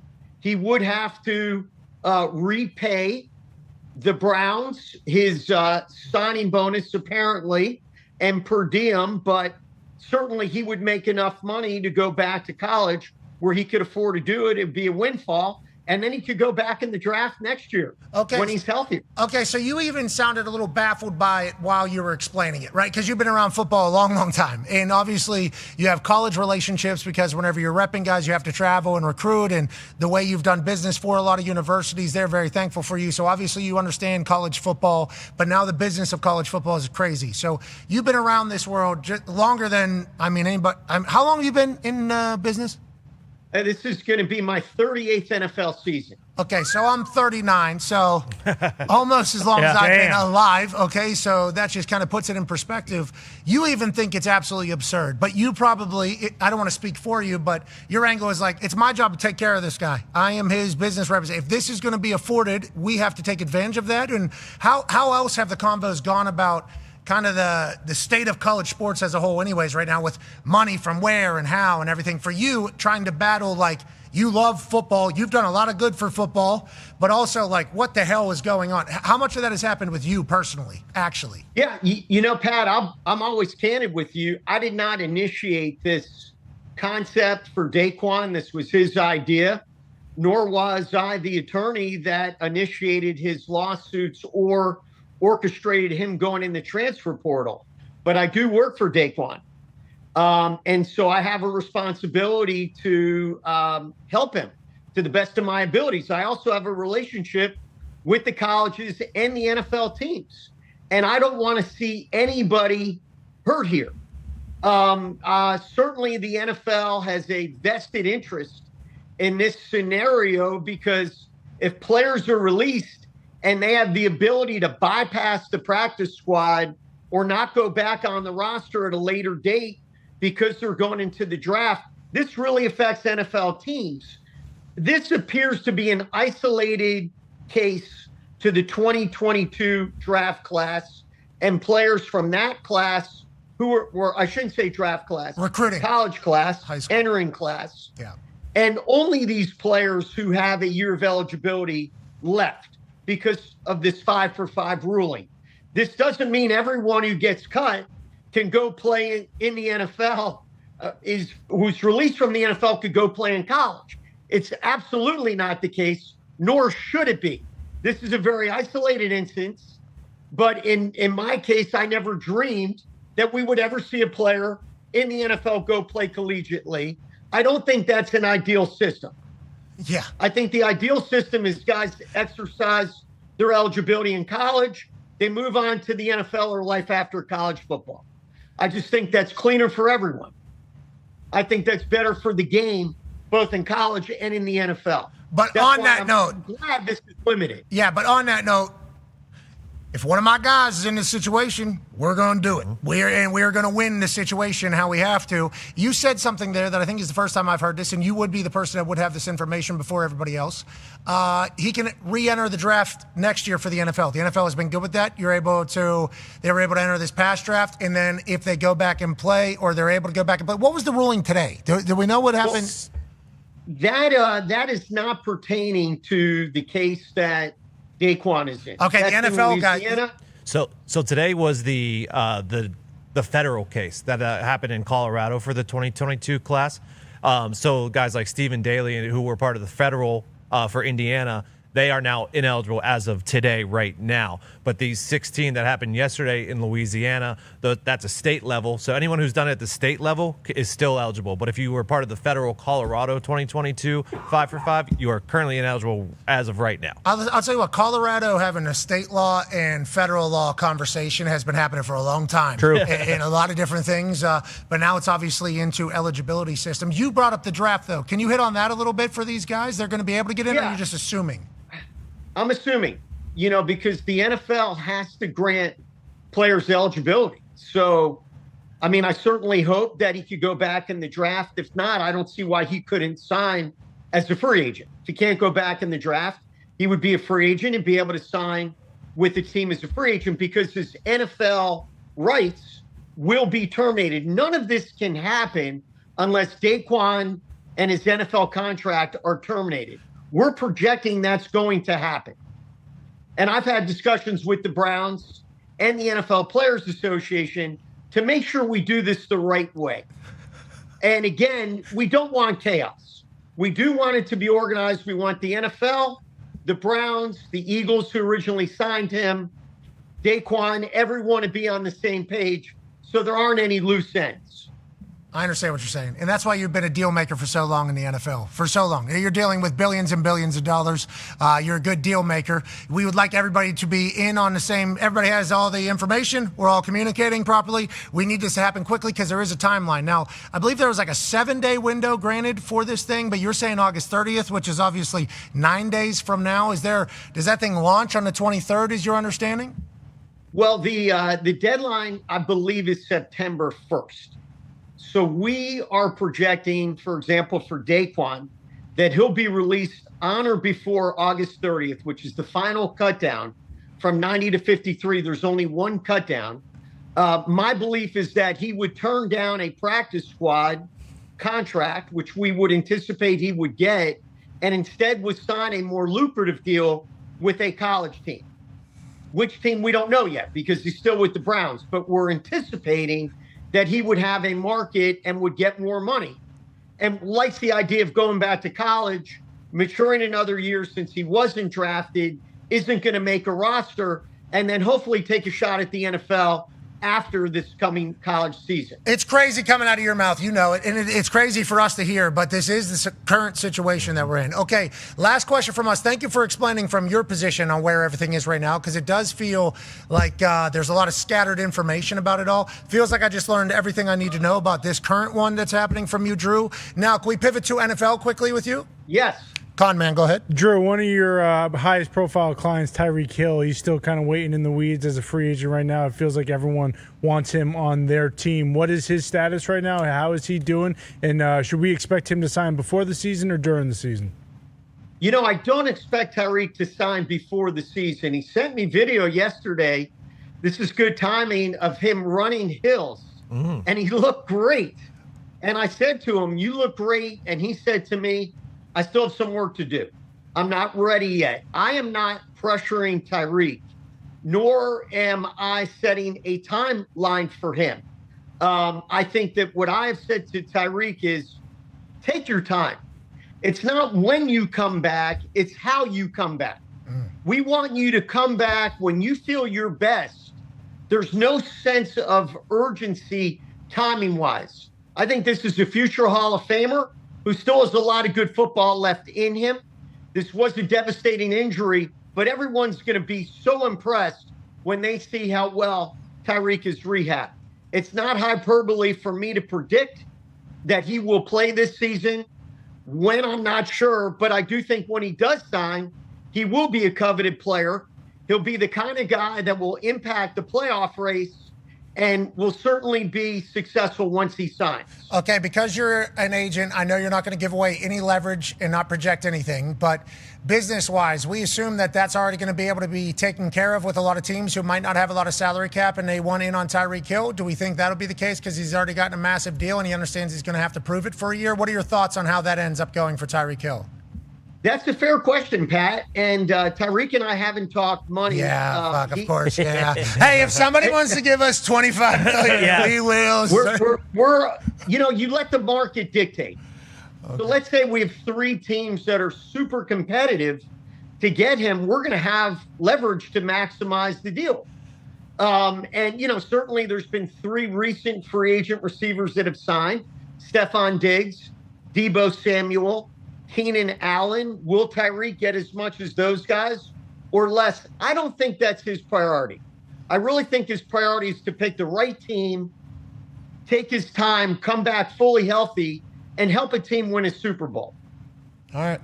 We appreciate the hell out of you, Drew. Good luck in all this, man. Sounds like you got a lot to juggle. It feels like you're crushing it all. You're a man who has always had the juice and the energy. I respect the hell out of it. Keep going for the good of ball. We'll talk again, Pat. Thanks a lot. Ladies and gentlemen, it's Drew Rosenhaus. Yeah, Drew.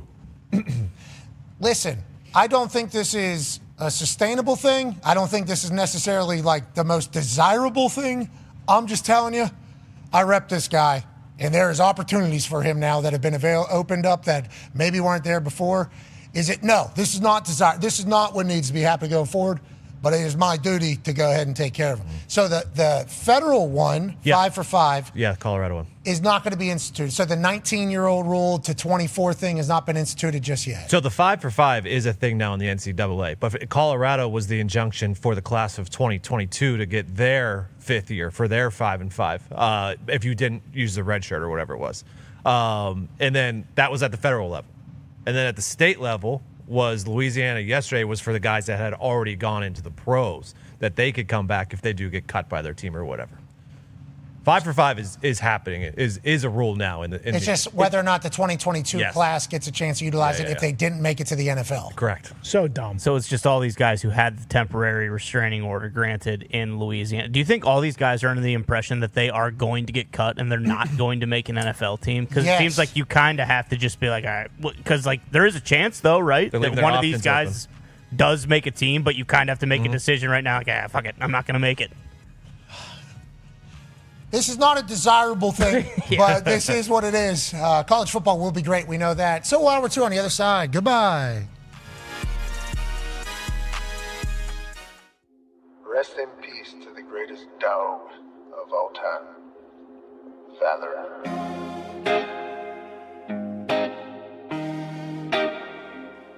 Wake up in the morning, smoking coffee, no cream. Scroll the feed, see some tweets or some crazy ass scenes. Trying to get to some money with our Powerball dreams. Cause when bills start stacking, we all feel the heat. We all hate the same folks, mostly lame bros. All the ink Karens need go back where they came from. Cause we living, baby, we gotta get it daily. Wish we'd all spark up and light up all the shady. Yeah, I got a pit bull and a mugshot, putting cliches up in a tough spot. Got some can-roll shooters and some folk who are movers, and a buddy down the county running roughshod. We all got problems and bullshit that we go. System missing the mark, leaving us doing the most. From the burbs to the country, all the way to the hood. We can all get along and motherfucker we should. We all hate the same folks, mostly lame bros. All the ink Karens need go back where they came from. Cause we living, baby, we gotta get it daily. Wish we'd all spark up and light up all the shady. Yeah, I got a pit bull and a mugshot, putting cliches up in a tough spot. Got some can-roll shooters and some folk who are movers, and a buddy down the county running roughshod.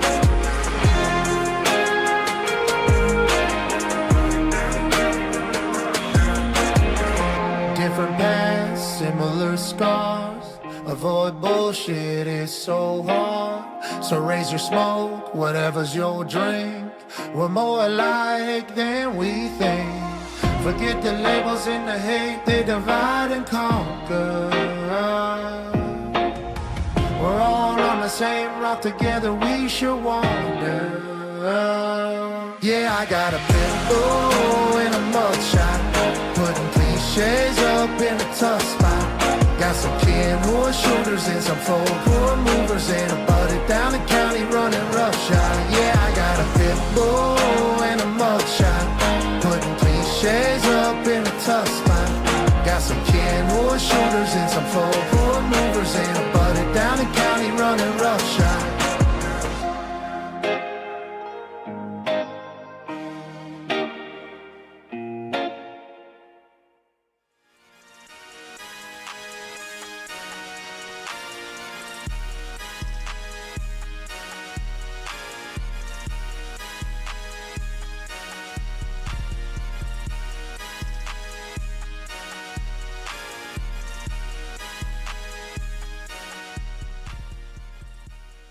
The following program is a collection of stooges talking about happenings in the sports world. It is meant to be comedic informative. The opinions expressed on this show do not necessarily reflect the beliefs of their peers, their boss, or ESPN. There may be some cuss words because that's how humans in the real world talk. If you are young, please seek permission before watching any further. Hey. Why? Let's go. This show stinks, and the fact that you listen, we are very, very thankful for it. McAfee on the line with a gorgeous assist. The all-time leading tackler for the Green Bay Packers. You pink. damn it! Be a friend, tell a friend something nice could change their life.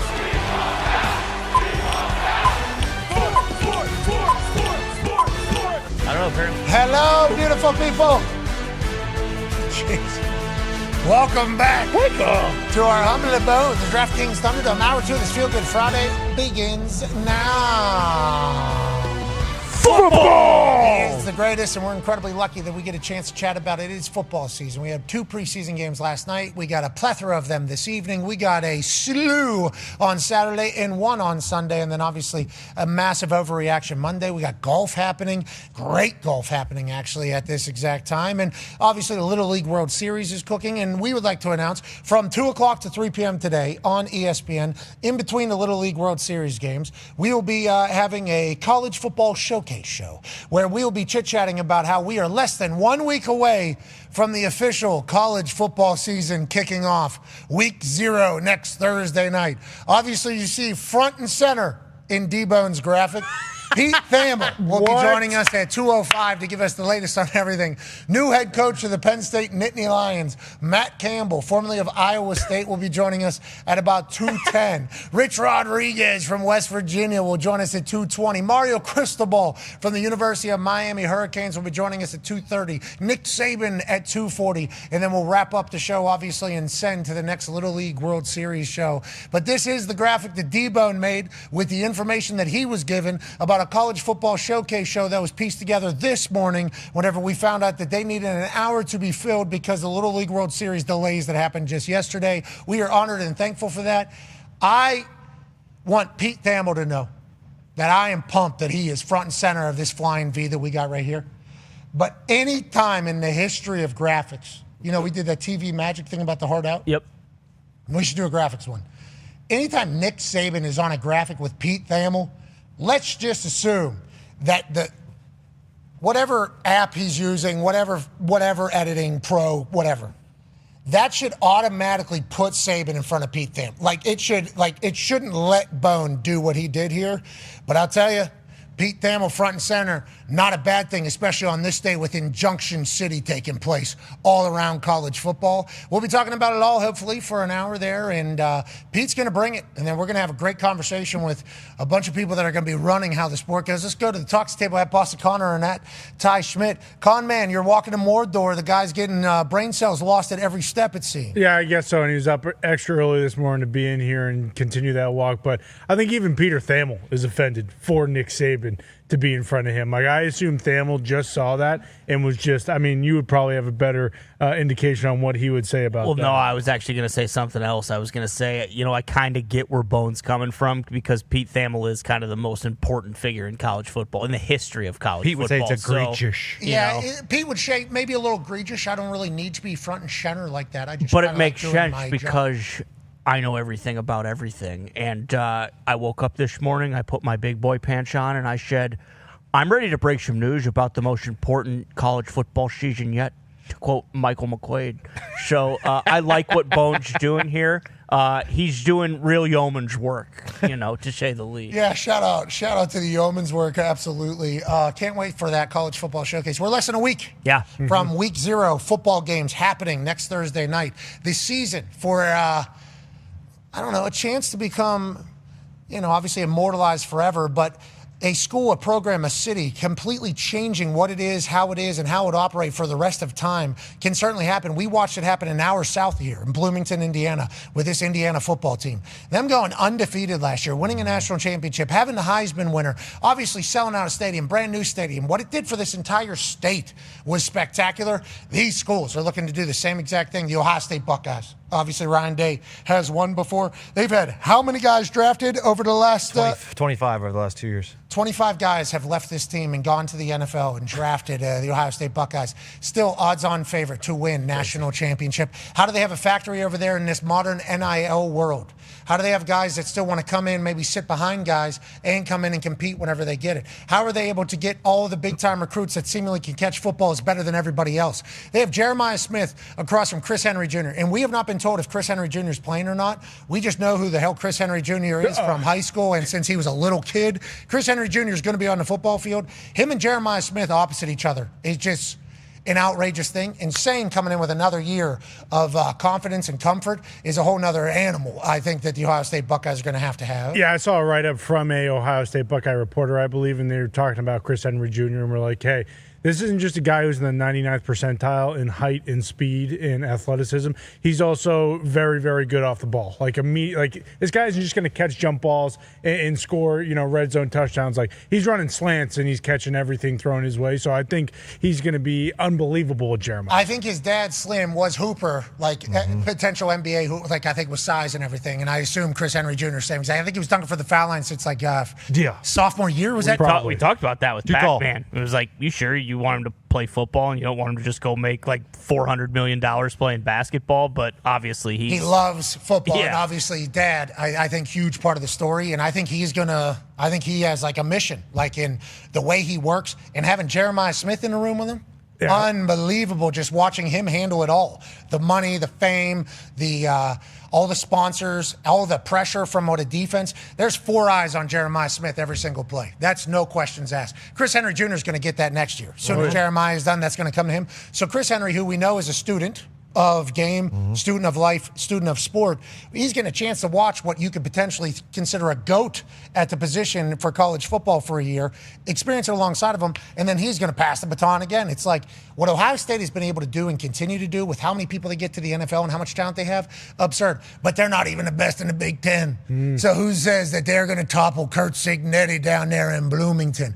Who knows what Notre Dame looks like this year? C.J. Carr, allegedly stories are he's better than ever. Texas Longhorns, Archie Manning, he looks unbelievable. You know who else looks good? Marshall Manning. Yeah. Have you seen this? There's another one. Young pup. People are talking about punting on this year, potentially the Falcons punting on quarterback at this year and looking at the next draft class. I mean, there's got to be scouts somewhere pounding a table. There's a freshman in Tennessee. He's about 7 years away from eligibility. About 7 years away. So if we can get our quarterback, if we get an 8-year, 7-year quarterback, get him to about 14 years, Marshall Manning's coming right down the pipe there for us. He rolled out to the right, drops it down, turns that thing over, by the way, over that guy's head. The amount of feel you have to have there, obviously, confidence, moxie, swagger, you name it. This kid's been on a football field since he's, I think, like 3 or 4 years old. His dad had him in a hat on out in playoff football. So good for him getting a chance to get some real playing time here. He played in a scrimmage, I think, a couple weeks ago. This is a real game last night against somebody from... They were Tennessee. It was Georgia. I don't know if Georgia. he went. I don't know if he goes to Brentwood. He's or Baylor. Okay, so it's Brentwood is who they played. Okay, so congrats. Good game. Yeah, was it? Yeah. The running back for his 30. Yeah, David Gabriel Georges, who's going to Tennessee, the one running back in the country, is just absurd. Yeah, it's everything we've seen from the old school highlights of like Derrick Henry and like even. Trent Richardson, I think, had some of these highlights when he was in high school, untackleable, just a grown man, does a flip, somebody chops his knees. Yeah, right. Where did he commit to? Tennessee, I believe. Congrats to Heupel getting a lad, because they showed him before the game, warming up, looked like he gets along with everybody. Obviously, he's already made a bunch of money. I mean, that is something that's kind of taking place now at a younger age by the day, it seems like. This guy's unbelievable. High school football is about to get better too, huh? So preseason football is getting good. College football is getting unbelievable. High school football is about to get unbelievable. Is this all because flag football, joining us now, is one of the forefathers of guardian caps on helmets? Yes. And flag football potentially being the next one. Ladies and gentlemen, live from an attic in Ohio is a college football national champion, Super Bowl champion, Ryder Cup winner, ladies and gentlemen, AJ Hawk. Yeah, I'll go. Is that what you look like in high school at running back, AJ, right there? That is not. I didn't look like that at all, and I luckily did not have to tackle anybody that looked like that. That play was unbelievable. That hit the internet right away when it happened. But yeah, what a fun guy to watch play. Yeah, the future of football very, very bright. I think that is obviously on display. Last night, couple preseason games. Did you get a chance to catch either of them? And your thoughts on maybe Fernando not having his best outing that he's ever had as a football player against a Houston Texans defense that looked like their Houston Texans won defense for the first half and half a quarter or so. Then obviously Fernando Mendoza, starting quarterback for the Raiders, rallies the boys watching somebody else play quarterback. Aiden O'Connell gets a big time win. But any takeaway from this game last night early, AJ, for you?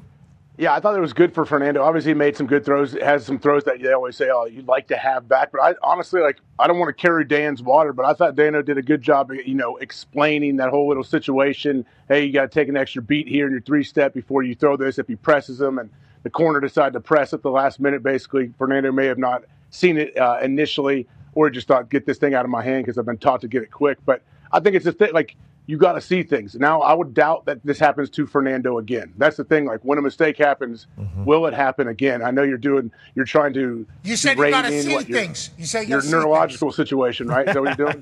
You said you got to see things. I was just making sure I saw things. You know what I'm saying? Yeah. I'm trying to see things. You know what I'm saying? Hey, you got to work on your periph. Like, your periph is an underrated situation. You got to have great peripheral vision. True. I agree. I think periph is maybe a weapon that more people need to work on. I think it's a big deal. Being observant, I think, is something that matters. I think more people should be taught to be observant. I think that is a trait that you can learn to pay attention to what's going on around you. And I think you should train periph. I think anybody that I've ever seen be very good at sport have great sense of awareness, but also the periph is crazy. The periph is absolutely crazy. CJ Stroud's like, yeah, you're right. But you should have seen where I started. Yeah. CJ's like, I started with these thumbs right here. Okay, now I got these bad boys out here. The working has been working, if you know what I mean. Now, this one, we got to go a little bit more, it looks like. But you can't move the jaw. Can't cheat yourself on any of these reps. You move your face, you move your neck, then you're cheating your eyes. We're trying to wake up the eyes. CJ Stroud, obviously, going into a year where there is a lot of critics on what he could become, what he's supposed to be, and a lot of money potentially on the table for old C.J. Stroud. And then the Niners just beat the hell out of the Chargers. And I want to let you know, after talking to Jim Harbaugh a couple days ago, I didn't think the Chargers really had a chance in this one. No, the whole team's dauber was Dahn. Yeah, a lot of Dahn daubers last night. We're on our own 31. It's 4th down.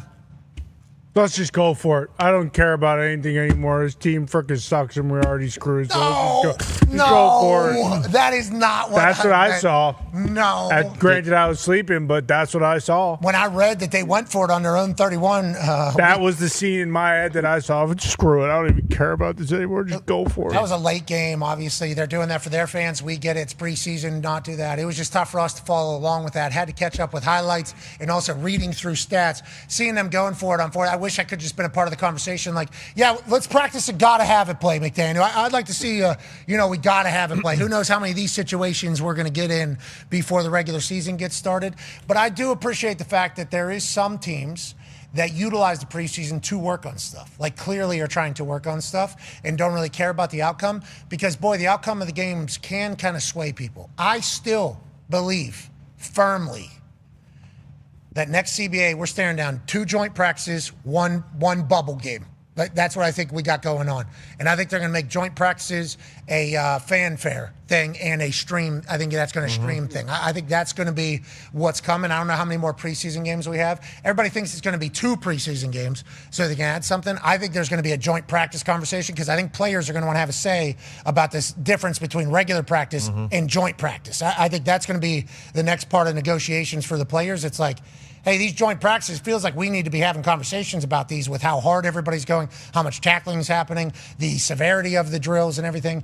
I think that'll be an indicator, a negotiation piece going forward. So who knows how much this matters anymore going forward. But I've seen great football seemingly here in preseason. And I'm very excited about what this regular season has in store for us. That was the other thing I was surprised about the joint practices was that it wasn't as much tackling. Like, a lot of the times whenever it was Eagles or Patriots, if there's a deep ball, contested ball, of course they're going for it and everything like that. But the tackling part of it itself wasn't as much. So if they were to do something like that, that's when they could even make the joint practices even more competitive versus what they are right now. Yeah, I think it's going to be, as somebody that watched a lot of practices, okay, I think that's something that punters and kickers are pretty good at. Okay, long snappers as well, especially in the second regime. First regime, I was working during practice. Sure. That was fun. That was a lot of fun. Second regime, they told me to go get better at punting. What are we doing here? I said, okay, thanks, Chuck. Go do that. Okay, I will. And then I'll watch practice and talk shit, I guess. But practices are a good time. Practices are a good time. And I also believe that preseason's probably a terrible time for all positions. Okay, all positions, including punting position. I've told the story in the past, okay, where Coach John Tierlink, D-line legendary coach, my first conversation with him was him coming over to me in a preseason game. Here is JT right here on the left, Coach Howard Mudd on the right, O-line coach, D-line coach. Rest in peace to both of these lads that I was very lucky to be at the tail end of their careers with the Indianapolis Colts with. Tierlink, after I got blindsided by a crackback block on a punt return in a preseason game and had the full thing happen in the middle of a football field. After I walk to the sideline, sit down on the bench, still trying to gather my thoughts, this large man who I had not really talked to before walks over to me slowly, because he's a big man. He gets off his car, walks over to me, puts his palm on my thigh, puts all 400 pounds, whatever it is, on my thigh, sits down next to me, and he says, "You punt the fucking ball and you get off the field." Okay? That's what you do in these preseason games. You catch the snap, you punt the ball, you walk off the field. We don't care if that guy scores. Okay? Look, they're about to score right now. This is the D-line coach telling me this. Boom, they just scored. Who cares? Nobody. You punt the ball, you walk off the field. Sound good? And I go, I'm still doing that. Then he puts his hand right back on my thigh, okay? Bruises my thigh, gets up, walks away, turns around, looks back, off the field. Got it, okay. Then sits down, takes a knee, goes back to his coaching thing. So last night, there's a punter that needs to hear this message way more than I need to hear it. Okay, we're talking about a guy that does not get into it much. He hits high hangers, okay, a lot of fair catches, not a lot of long returns. He is very rarely in the mix. I don't think he would be described as a physicality person. No. J.K. Scott, get off the field. He needs to not be on the field there. This is his sideline as well, okay? This is his sideline as well. If he walks 6 more yards, he's where he should be at this point. Keep going. You're next to 45 and 43. Get the hell off the field. Nobody will even know you're there. They'll think you got held up somewhere else. If he gets to the sideline, turns and looks this way as the guy's running, nobody will have a clue. So that is what I think J.K. Scott should have done. There's others that say he should have at least attempted to make a tackle or touches somebody. You know, it is a football game, which is certainly fair. Certainly a fair thing. But I would like to say, Hall of Fame D-line coach, from his mouth to my ears, punter, if you're going to make team in preseason, you catch, punt, off field. We don't need you in there with anybody that's trying to make a team right now, especially cracking back on you right there. So, J.K. Scott, I would like to tell you, Jim Harbaugh's not going to like this at all. No. I don't think. And shout out to John Tierlink for saying this to me. I don't know if Jim Caldwell knew that he was saying this to me at the time. But you get the hell out of it. You act like you're getting blocked. Something. You need to... Yeah. Go get Velcroed on somebody. Yes, exactly. You need to go hug somebody and just get out of the way. Because, boy, when you're right in front of them and you just decide, I don't... He made him cut back, I guess. I guess he did make him cut back into his coverage. Yeah, he did. You're right. Nobody's talking about that. I would say make him make a drastic cut. I don't know if it's a drastic cut, but he did have to cut back. He was getting absolutely cooked. We'd like to say congrats to this guy probably making the Niners or at least another team for having a punt return in a preseason game. You see that every year. Somebody that maybe wouldn't have made a roster. That guy can catch one and take it to the house? Yes. Let's go ahead and get him on the team. And I think that's a good place to start the weekly... Oh, no! Let's go to Cincinnati. Okay, everybody saw it. Cincinnati Reds still playing baseball. Obviously, Kirk Herbstreit has given up. Look at this, top of the ninth, 5-4. 5-4, 2 outs. You can get out of it here. Oh, no! Obviously, they take the lead right there, and the Cincinnati Reds lose yet again. Now, this story obviously doesn't just stop there. No, it has to continue on social media.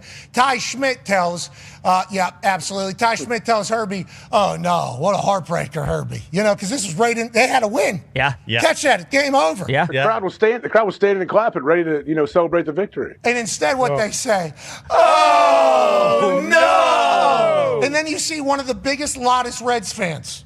Okay? Damn. I didn't realize they were still playing. Oh, no. And then also he followed up with a call, right? Yeah. Herbie called me at about 9:30 last night. And, out of the blue, I was, what is this? What's going on? And he just said, you just had to do it, didn't you? You just had to do it. And then, he kind of just, I let him commiserate about the Reds and about how his baseball season is over for about 10 minutes. And that was the end of it. But I felt bad for Herbie. I really did. Well, he said that, baseball's changed. There isn't the athleticism and yada, yada. Yeah, right. We got pitchers striking people out, 45-inch verticals, Spider-Man memes, hitting that thing. Hi. Yeah. Actually, it's a ball. Challenge that, please. Come on. I just did the jumpy thing. Oh, I didn't. I need a jumpy thing. Go ahead. Let's go to the Hawkeye. No, it's not, pal. Okay. Oh, no. Actually, it is not. That thing is a ball. Oh. So, yeah, actually, umpire really right. So this is what hitters are waiting on. This is what old school baseball people are waiting on. They hate this guy. Yeah. The old school baseball people hate this guy. We heard Big Haas come on, and Big Haas said, yeah, we're fighting this guy. Okay. And obviously, teammates probably saying, hey, you're bringing a lot of heat. It's really hard to win a baseball game to begin with. You're kind of doing this. I saw a lot of people on the internet say, hey, the batters are flipping bats into the stands now. So if the pitchers want to do a little yippee after a strikeout, let's just kind of let it happen. And I'm going to let you know, I'm on their side. More pitchers doing yippies after striking people out, the more chaos it sounds like. Even a yippee that is a bit premature, you challenge it and get it wrong, set up for another yippee, I think. And that's where I'm sitting at. And people in baseball are going to love hearing me say. So are you cool with the yippee? If you're cool with the yippee, are you cool with like a hip hip hooray? Or is that too far? We get a big one of those. Yeah, yeah. Okay. I almost prefer hip hip hooray. Well, off the mound, though. I'd like hip hip. Sure. Yeah. That'd be sweet. To the first baseman. I'm okay with that. Yeah, that's what I'd like. I do like him using his momentum from an elevated surface coming down, so it looks like we got to get camera from bottom on it. I mean, that was clean immediately. There's no way. That was a strike. That was a strike. I think the bigger oh-no is that, man, you only get 2 of those challenges. So you, especially as a pitcher, you don't see pitchers challenging him a whole lot. You better be right. So all of his teammates are being like, hey, oh no, dickhead. Okay, now one of us isn't going to be able to use that at the plate later in the game. Turns out that was their last challenge. And also, we got another yippee 2 strikes later. Okay. So he threw a pick, and then he scored a touchdown, which we obviously appreciate. And let's go to Anderson, Indiana, shall we? Fox 59. Angela Gano, who is obviously Indianapolis legend news reporter, Daniel Miller, and then in the field will be Kit Hanley. And obviously there was very severe flooding that happened here in Indianapolis and in Indiana across the Midwest. We obviously assisting in all funds that we can find that are helping out the people of our state. We hope others are doing that as well. But every once in a while, in the middle of a disaster, there's some rather ridiculously hilarious situations and characters that are born. This is one of those. Kit, what is going on in Anderson? Oh my goodness, this is crazy. This all just unfolded in the last 30 seconds. This is 5th and Main Street, and this is a 3-wheeler motorcycle. Everyone was waving at him, telling him, no. This is where the White River just crested at 8 a.m. this morning. The White River got over 25 feet. It normally sits at 4 feet. So we don't even know how deep this water is, but we know it's deep, and somehow he is making it through. This is actually crazy. We also have people standing to the side videoing him, telling him, man, what is going on? What are we doing here? Where are you trying to get? Oh, no. And as you can see, he made it about 90% of the way. Oh, no. Wow. Can you go over and ask him what was he thinking? I don't know if Kit, you can hear us. Good follow-up. Physically, yes. Physically, yes. I'm about ready to kill myself. Oh, no. Oh, yes. I have no transportation at all now. My trike's gone. Yeah. And there's not a thing I can do to replace any of it. Did you not see the water there? I wasn't.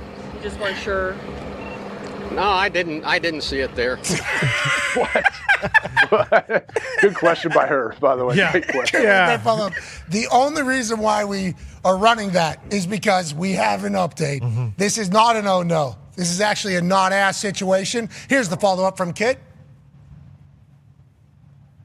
Water levels are beyond record levels now in Madison County. This is obviously in Anderson where evacuation orders are in place. Let's go to Fox 59's Kit Hanley. She is live for us at the scene here. And Kit, we noticed that there was another gentleman walk through that water after a firefighter told one person not to. If I get it up the road, I'm going home. Take a look here. Listen to that hum. There we go. We are joined with John, who you just saw last hour. Oh, the motorcycle rescue went well. John is on his way. How you feeling? Good. He said he's feeling good. You know, he actually tried to ride his bike. Hey, John. Wow. Yeah. Stars born. Gump's dad made it. It's basically how I feel. I'm okay. Emotionally, Just immediately, he has no idea he's live there. No, none. Well, I couldn't even fathom what that guy's like day to day. Okay, I'm man. trying to do a follow up. Okay, yeah, I'm gonna get on out of here. This thing started to stall out. It was just underwater. How did he dry it out? We will never know. Maybe he found a farmer. Maybe he is a farmer. Ladies and gentlemen, joining us now is a man who can sniff out whether or not you're a farmer, and he did that just recently with his friends at John Deere. Hell yeah. Now, John Deere, obviously one of one company. And if you're going to be out there cutting or mowing or seeding, you need a John Deere in between. Because if it runs like a deer, everybody's eyes light up. That's right. Yeah. Joining us now is a John Deere man. And they ain't just putting that fucking deer on anybody. No. Ladies and gentlemen, a man that's earned it. A stud. He went from Mr. Irrelevant to now one of the highest paid quarterbacks in the NFL. And a man who could lead Super Bowl champion San Francisco 49ers. Ladies and gentlemen, Iowa State legend. The school of Iowa. No, wrong. Stop. Don't do that. Don't do that. Brock Purdy. Yeah, Brock. How you doing, man? What's up, guys? Appreciate you having me. Hey, Iowa State, a lot of love right there. Ty almost vomited. I was in the middle of a good introduction, and then he vomited all over it. I apologize for that. We'd like to be more hospitable, sir. No, that's good. I appreciate it. You're a real one. I know we sort of hit on this earlier this year, but, the Cyclones are the real school of Iowa, so it is what it is. I'm happy that we've thought about it for a while, and then we're still coming to the same conclusion. I'm sorry to hear that. No, Ty. it's okay. And then that must be why the head coach and 90% of the football team got the hell out of there, Oh, as soon as they could, went to Penn State. Point. That's low. Now, on that note. Yeah. No, it's all good. I mean, Campbell, we all love him. He's a real one. He did 10 years there and served the state well, so we're happy for him. But, yeah, it's the tradition and everything's going to continue on, and we'll continue to beat Iowa, and that's just how it'll be. Yeah, okay.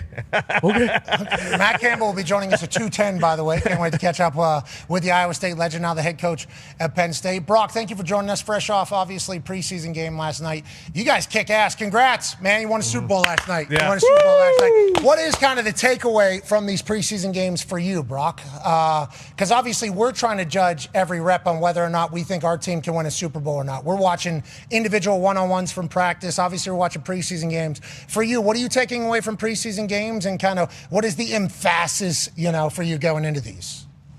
Yeah, I feel like it's obviously just getting ready for a game, the emotions, studying up a little bit on their defense and trying to have answers when you get out there, and then really just, going through your reads and trying to convert on third downs when you feel the pressure of the game. It's a little bit different than practice, and so it felt good out there yesterday to be able to go out and do that. Obviously, it's like you get competitive and you want a couple more drives and all that, but trying to be smart just for obviously what matters in the regular season. But yeah, man, preseason's been good, and the camp practices, the inter squad scrimmages, like it's all great, but it's all just leading us up to, what really matters, and that's week one and moving forward. Yeah, week one's in Australia. Safe travels. Coming back is ass, they say. I assume you guys will be able to figure it out as you have the rest of an NFL season after that. So it should be good. No worries. It should be easy for you guys. Excited that you're representing our sport down there, because I think that is an entire continent that will love our sport. And I think you obviously two great teams. Let's talk about your team a little bit more, and a man that we might see. Felt like we got good news about George Kittle last night, Iowa Hawkeye legend. From the Adam Schefter tweet about Dr. Neil Elitrosh saying he's ahead of schedule. They're hoping for a week one return for George Kittle. Christian McCaffrey had some stiffness, but they said he would play. How does it feel knowing that you guys have a roster that is absolutely loaded, and if you're able to stay healthy, especially with the addition of Mike Evans, you can go on a run? How does it feel to be in there? Because obviously you get dropped in, 7th round pick, 222, very good football team trying to find a quarterback. Then you become one of the greatest quarterbacks the NFL has ever had. And now you guys are loaded, primed for the expectation to go. But you also have all the dogs, it feels like. Does it feel like that? And what do you think about this current roster with where you guys are? Yeah, man, we're excited, obviously, just with who we have, the new faces, the new guys, Raheem Morris, our D coordinator. Like, we've had all these, really good transactions and things. And I think for us, like, we're excited to go and pick up where we left off, a couple years ago with, great roster, great team. Great organization, obviously. So we're excited about it. Obviously, we got to get these guys healthy, come week one, those guys that you just talked about. But I think they all will, and we're going to just see what happens, man. We got to take it 1 week at a time. And we got a really good division, obviously, with the Rams and the Seahawks, Cardinals. So we got to just take it 1 week at a time, man. But I'm excited about our team. Super pro of you to drop the Cardinals in there. Yeah, that was nice. They'll be very appreciative of that. Go ahead, AJ. Yeah, what about you guys added Mike Evans to the roster? We see him out there looking good in the Niners uniform. Looks a bit weird to see him in the Niners uniform, obviously, for us. But what's it been like to have him on the team so far? Yeah, man, he's been awesome. Just like obviously another vet presence, just what he brings to the table with our receiving core and just having him in that receiver room has been huge just for guys to understand, like, dude, this is what it takes to be great. And he goes out there and obviously he's a threat, anywhere on the field, but like in the red zone too, man, just seeing what he can do. And just that it's another level that he brings to the offense down there, man. So I'm excited about that. But in general, he's smart. He's played with great quarterbacks and Tom Brady, Baker Mayfield. So like I'm picking his brain on those things too. So I'm extremely happy that we got Mike. Yeah, man, he's able to get 1,000 yards with anybody, right? Yeah. Yeah. Yes, sir. So everybody. So you better. Yeah, that'd be on you. Yeah, they would say, Brock, everybody but Brock Purdy is what they would say. But the fact that you guys got him on the team was a mind blower for us, especially for an offense that obviously, if you have a deep play in one play, every single opportunity, a guy's one-on-one, that opens up everything else, including a slant god that is seemingly back in the front of the line with the boom box. Go ahead, Ty. Yeah, Brock, how has it been having Deebo Samuel back? We all remember how dynamic he was and you guys' connection when he was there. Have you guys picked up kind of right where you left off, and how comforting is it having that guy back in the offense and just, around the team?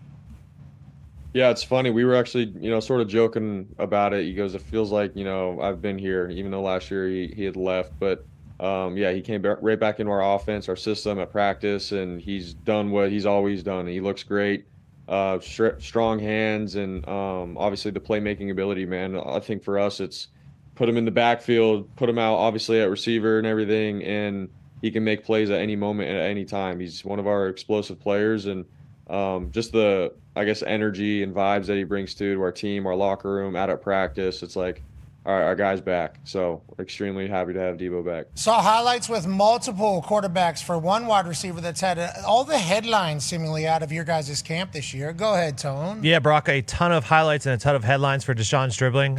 Your second-round pick, 33rd overall. It's basically a first-round pick. Seems like he's been catching everything, and it seems like you guys already have a great rapport. What has he done for that wide receiver room that joins Evans and Deebo in your relationship so far?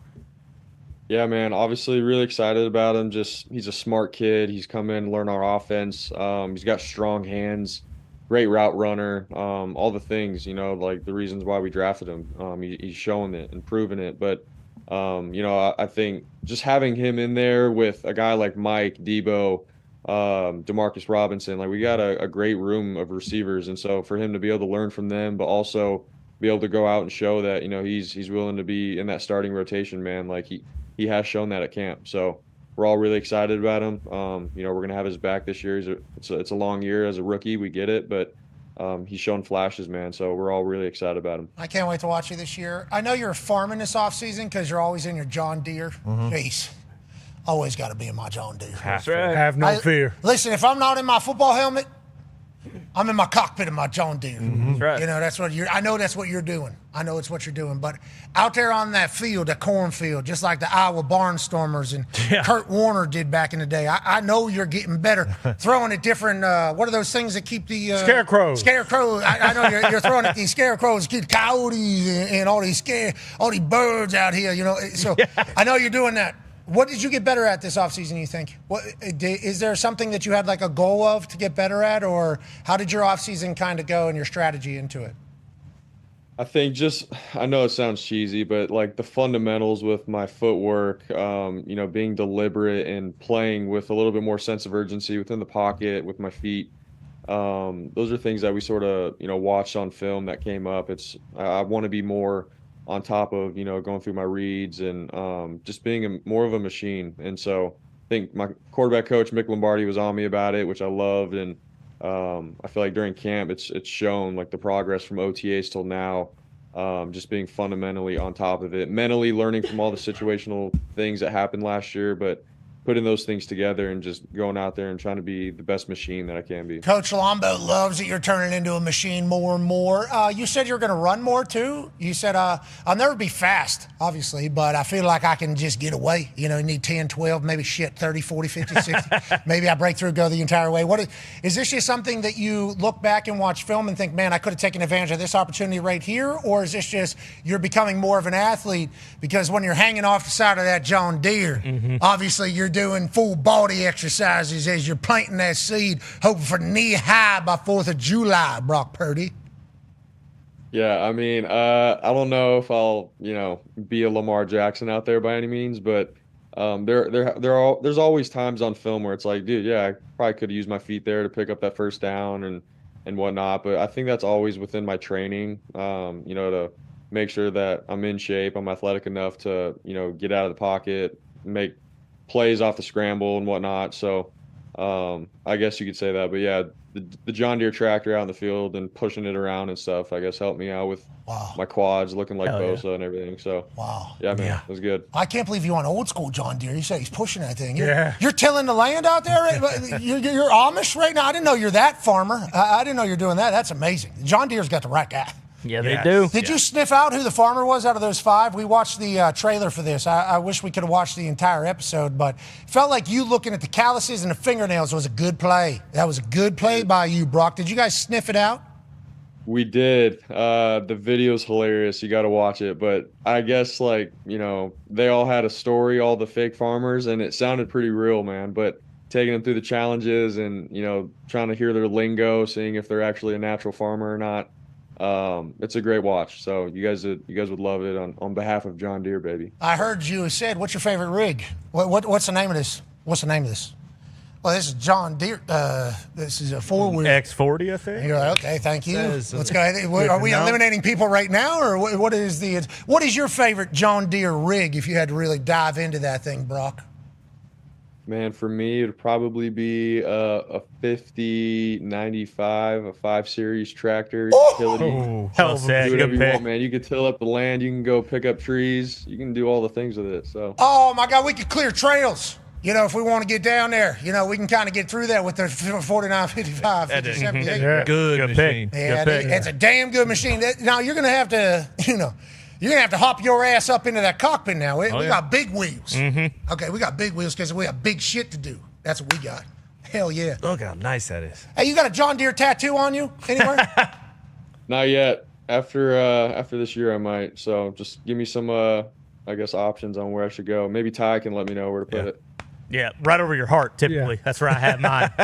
You have your John Deere tat? I thought you were going to get branded, shoulder. Well, I've been branded before. Don't need to do that again. But no, I got mine over my heart. I feel like if you're going to get a deer tattoo, it says nothing runs like a deer. Right What's there. your favorite rig we were talking about? I'm more of a 4440 guy myself. Simple, elegant, but will get the job done. Yeah, you've always been a 4440 guy. I have been. You've never changed, even through all the years. Never would, Before having kids, post having kids, the 4440 has always been there for you. Reliable. And that's what this thing looks like right here. Bang! Take a trip back in time with our friend John Deere 4440 there. Look at that one, Brock. You don't even know how to operate that. This is like Mission Impossible. When Tom's with Miles and it's the old plane they find out in the woods. That's what Ty's doing to Brock right now with the 4440. You have no idea what's going on with this thing, Brock Purdy. You could never operate the 4440. I just got a sense you new age, young guys have no idea what to do with this thing. Yeah, no, I have no idea. I'm just looking at that thing, and it sounds really loud. It seems slow. I'm about the new age stuff, man. So, Ty, you can have it. I like that. I respect it. I just need a gator. I'm just a gator guy. Give me the John Deere gator. Oh, yeah, it's not bad. Just get around. Just got to get around there, You obviously got to do that. All right, I think we did enough for John Deere. I think you have done. I think you have. Congrats on that partnership. I know that's a huge deal, actually. If you're an actual farmer, having a John Deere deal would almost be like a Nike deal, for some other folks. So congrats on that. I assume you have a Nike deal as well. Congrats on all the success, working your ass off. You've been handed nothing in the NFL. You've earned it all. We appreciate the hell out of you, brother. Good luck out there. Thanks, guys. Appreciate you guys. Did you get taller? You look taller, too, in some of those highlights. Yeah, man. I think I'm 6'3" now. It's great. So nice. Look at that. Would have never been Mr. Irrelevant if they know now how tall he is. Ladies and gentlemen, Brock Purdy. Thank you, buddy. Yeah, Brock. If he's that big, he might not be able to fit in that 4440. Sure. Yeah. You know what I mean? AJ, you know what we're talking about? Yep, I know exactly what you're talking You were pretty quiet when we got in that John Deere combo. Yeah. Kind of embarrassing yourself. I don't want to jump in. You guys know I got a 60-inch deck in my Z735M. You know that. He ain't lying. That's true. He ain't lying. Pull it up, fellas. Works at night. Fellas.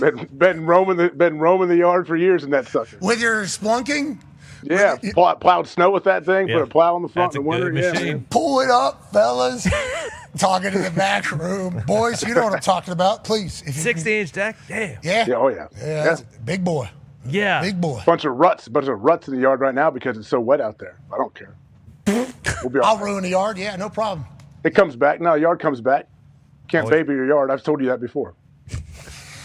You baby your yard, you treat it like it's a fragile little situation. It'll never come back. But if you use that yard and you work the yard and you don't care about putting ruts in there, it'll eventually come back. Yeah, that's right. I mean, you're going to have to deal with ruts every time you do it, but it will certainly end up not having ruts. Yes. I'll smooth it over a little bit. And we'll figure it out. We can put some seed in, maybe in the fall. Well, especially if you got a little, you got a front little compartment there on your 60-inch VZ 400. You know what I mean? Yeah. You kind of plot that. Z735M. Sorry.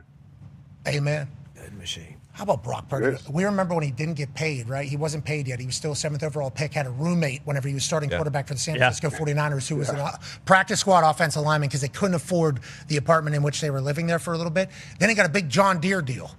Like before he got his big deal, I think he got a John Deere deal. And they were shooting in San Francisco. Remember, he was walking into a John Deere tractor in San Francisco. Somebody picked it up. And we were like very happy for him. They got money. Felt like, hey, he got like actual money. Because that was a real convo for a bit. You pick irrelevant, Mr. Irrelevant or whatever. Like your signing bonus, ass. Your salary, low. Not ass in comparison to like real jobs. But whenever it comes like professional football, I mean, you're down there like 20, 30, 40,000.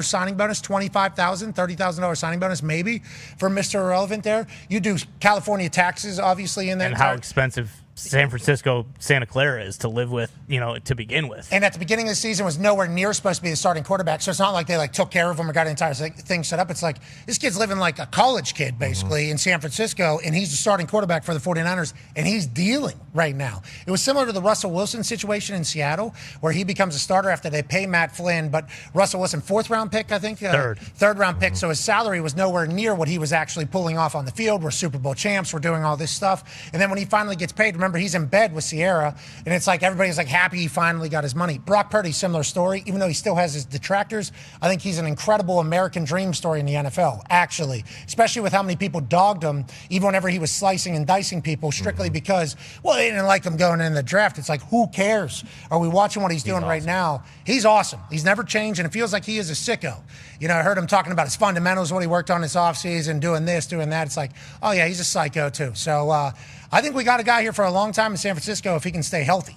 That's kind of the big conversation, AJ.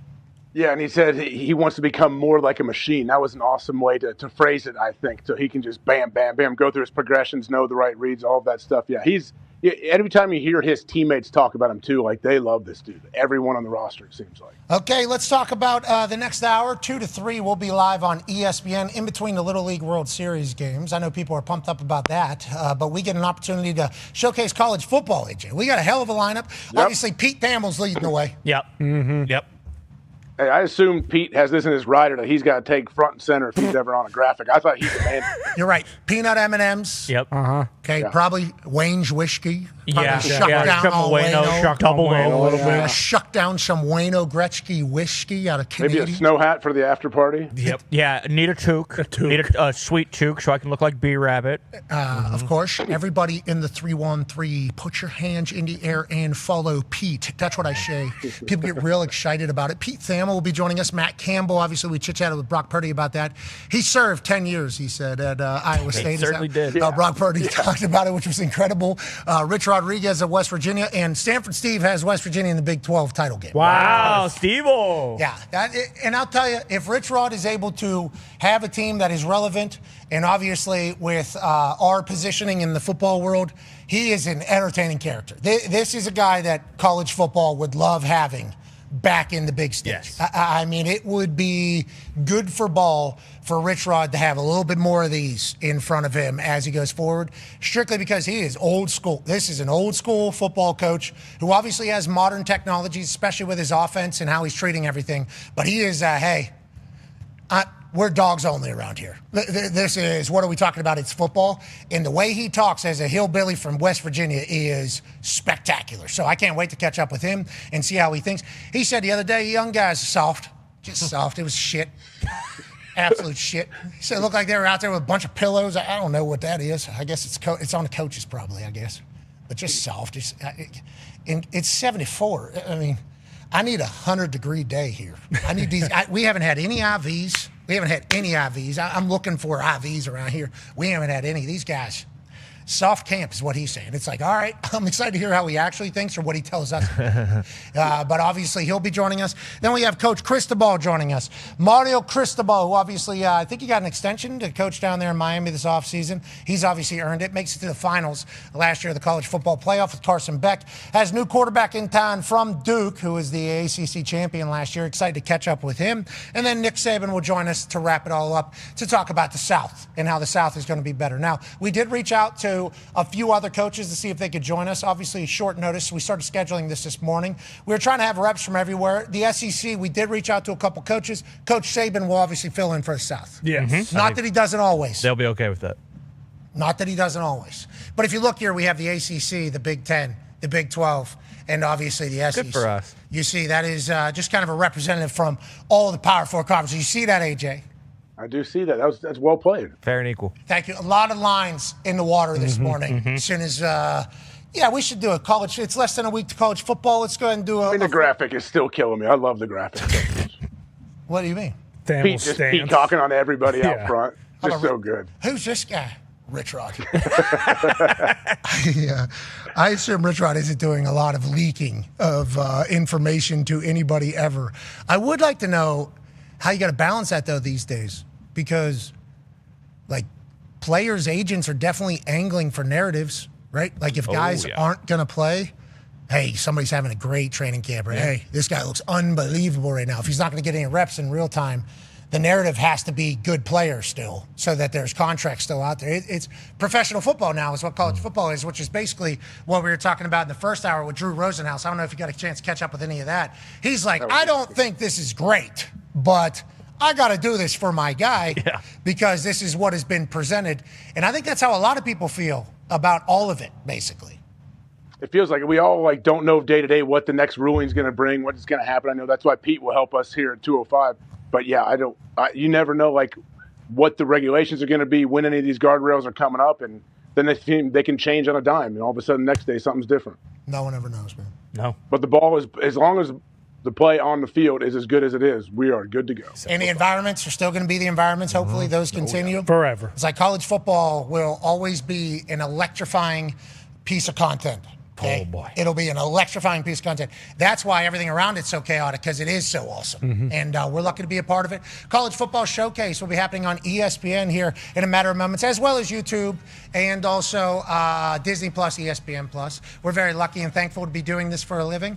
It's been hot in the kitchen. It certainly has been. But, hey, very thankful to be doing it all. This football season is going to be fantastic. We hope you have the greatest weekend of your life. Be a friend, tell a friend something nice. It might change your life. We're in this thing together. See you on Monday. Goodbye. Okay, let's take a break. We're back at noon. Okay, everybody, we're back at noon with College Football Showcase. Let's go ahead and flip the switch. Here we go. Flip it. Okay, we'll be back in 3 minutes and 2 o'clock. Be a friend, tell a friend something nice. Might change your life. Goodbye. You know what? I think there's only one thing left to do here. I've experienced cafecito time. I've experienced the wonderful culture. I've experienced the beautiful people, and I think we got some Canes over here. We got some Canes over here. We got some Canes over here. This day in Coral Gables is going to be one that I will remember for the rest of my life.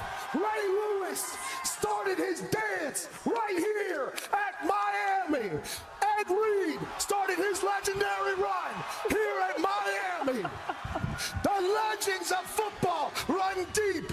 The moments are special. The national championships are in abundance. Just last year, a lovely University of Miami woman diver from Italy won a national championship. This thing's been staring at me all damn day. You're out of your mind, brother. This is crazy. Kirk, little winded. That's what I was going to say. You talked the whole time you were running. I'll give you a chance to catch your breath, you son of a bitch. You're crazy. I hope somebody got a lifesaver over there. Something. My man's out of breath. It is a long way to the top. Are you going to jump in your suit? Are you going to jump in there? Oh, my God. Yeah, so I'm tired for you. Oh, my God. Yeah. Oh, he's going to take the jacket off. Okay. Okay. Oh, he's taking the shirt off now. Okay. All right. Looking ripped. Yeah, looking ripped. fit. Oh, he's taking the drawers off. Ladies and gentlemen. The pants. Ladies and gentlemen. Not the drawers. Ladies and gentlemen, if you come to this beautiful campus, you will notice quickly that the students here love this university. They love this atmosphere. And I'm with everybody. I think the U is back. Give me. He's got the speed on. Oh, my God. Give me the.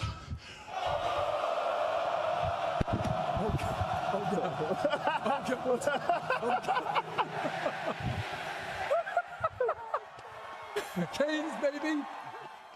Here it goes. Oh, God. Here it goes. Feet together. Feet together. I think that was the lead so for the Pacer. Harry's got the U. The following program is a collection of stooges talking about happenings in the sports world. It is meant to be comedic informative. The opinions expressed on this show do not necessarily reflect the beliefs of their peers, their boss, or ESPN. There may be some cuss words because that's how humans in the real world talk. If you are young, please seek permission before watching any further. Hey. Why? Let's go. This show stinks, and the fact that you listen, we are very, very thankful for. McAfee on the line with a gorgeous assist. The all-time leading tackler for the Green Bay Packers. You pink! Damn it! Be a friend, tell a friend something nice could change their life.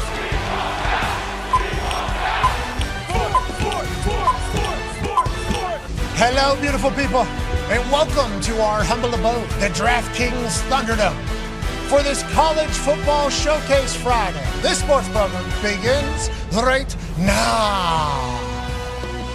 Football is the greatest, and for this next hour before the next Little League World Series game, as we just saw Iowa beat California in a thriller, and if New Jersey's playing, I got a good feeling that guy who's their pitcher and home run hitter is going to show up and show out. I got New Jersey to beat the entire world strictly because of one young lad. Now, a Little League World Series will be in about 59 minutes. Until then, myself, that's AJ Hawk, the Toxic Table here at Boston Connor and at Ty Schmidt. One half of the Hammer, Dahn, Cowboys, AP Tone. We'll be chit-chatting with people from all around the college football world. We will have a representative and a coach from all four power conferences. Hell yeah.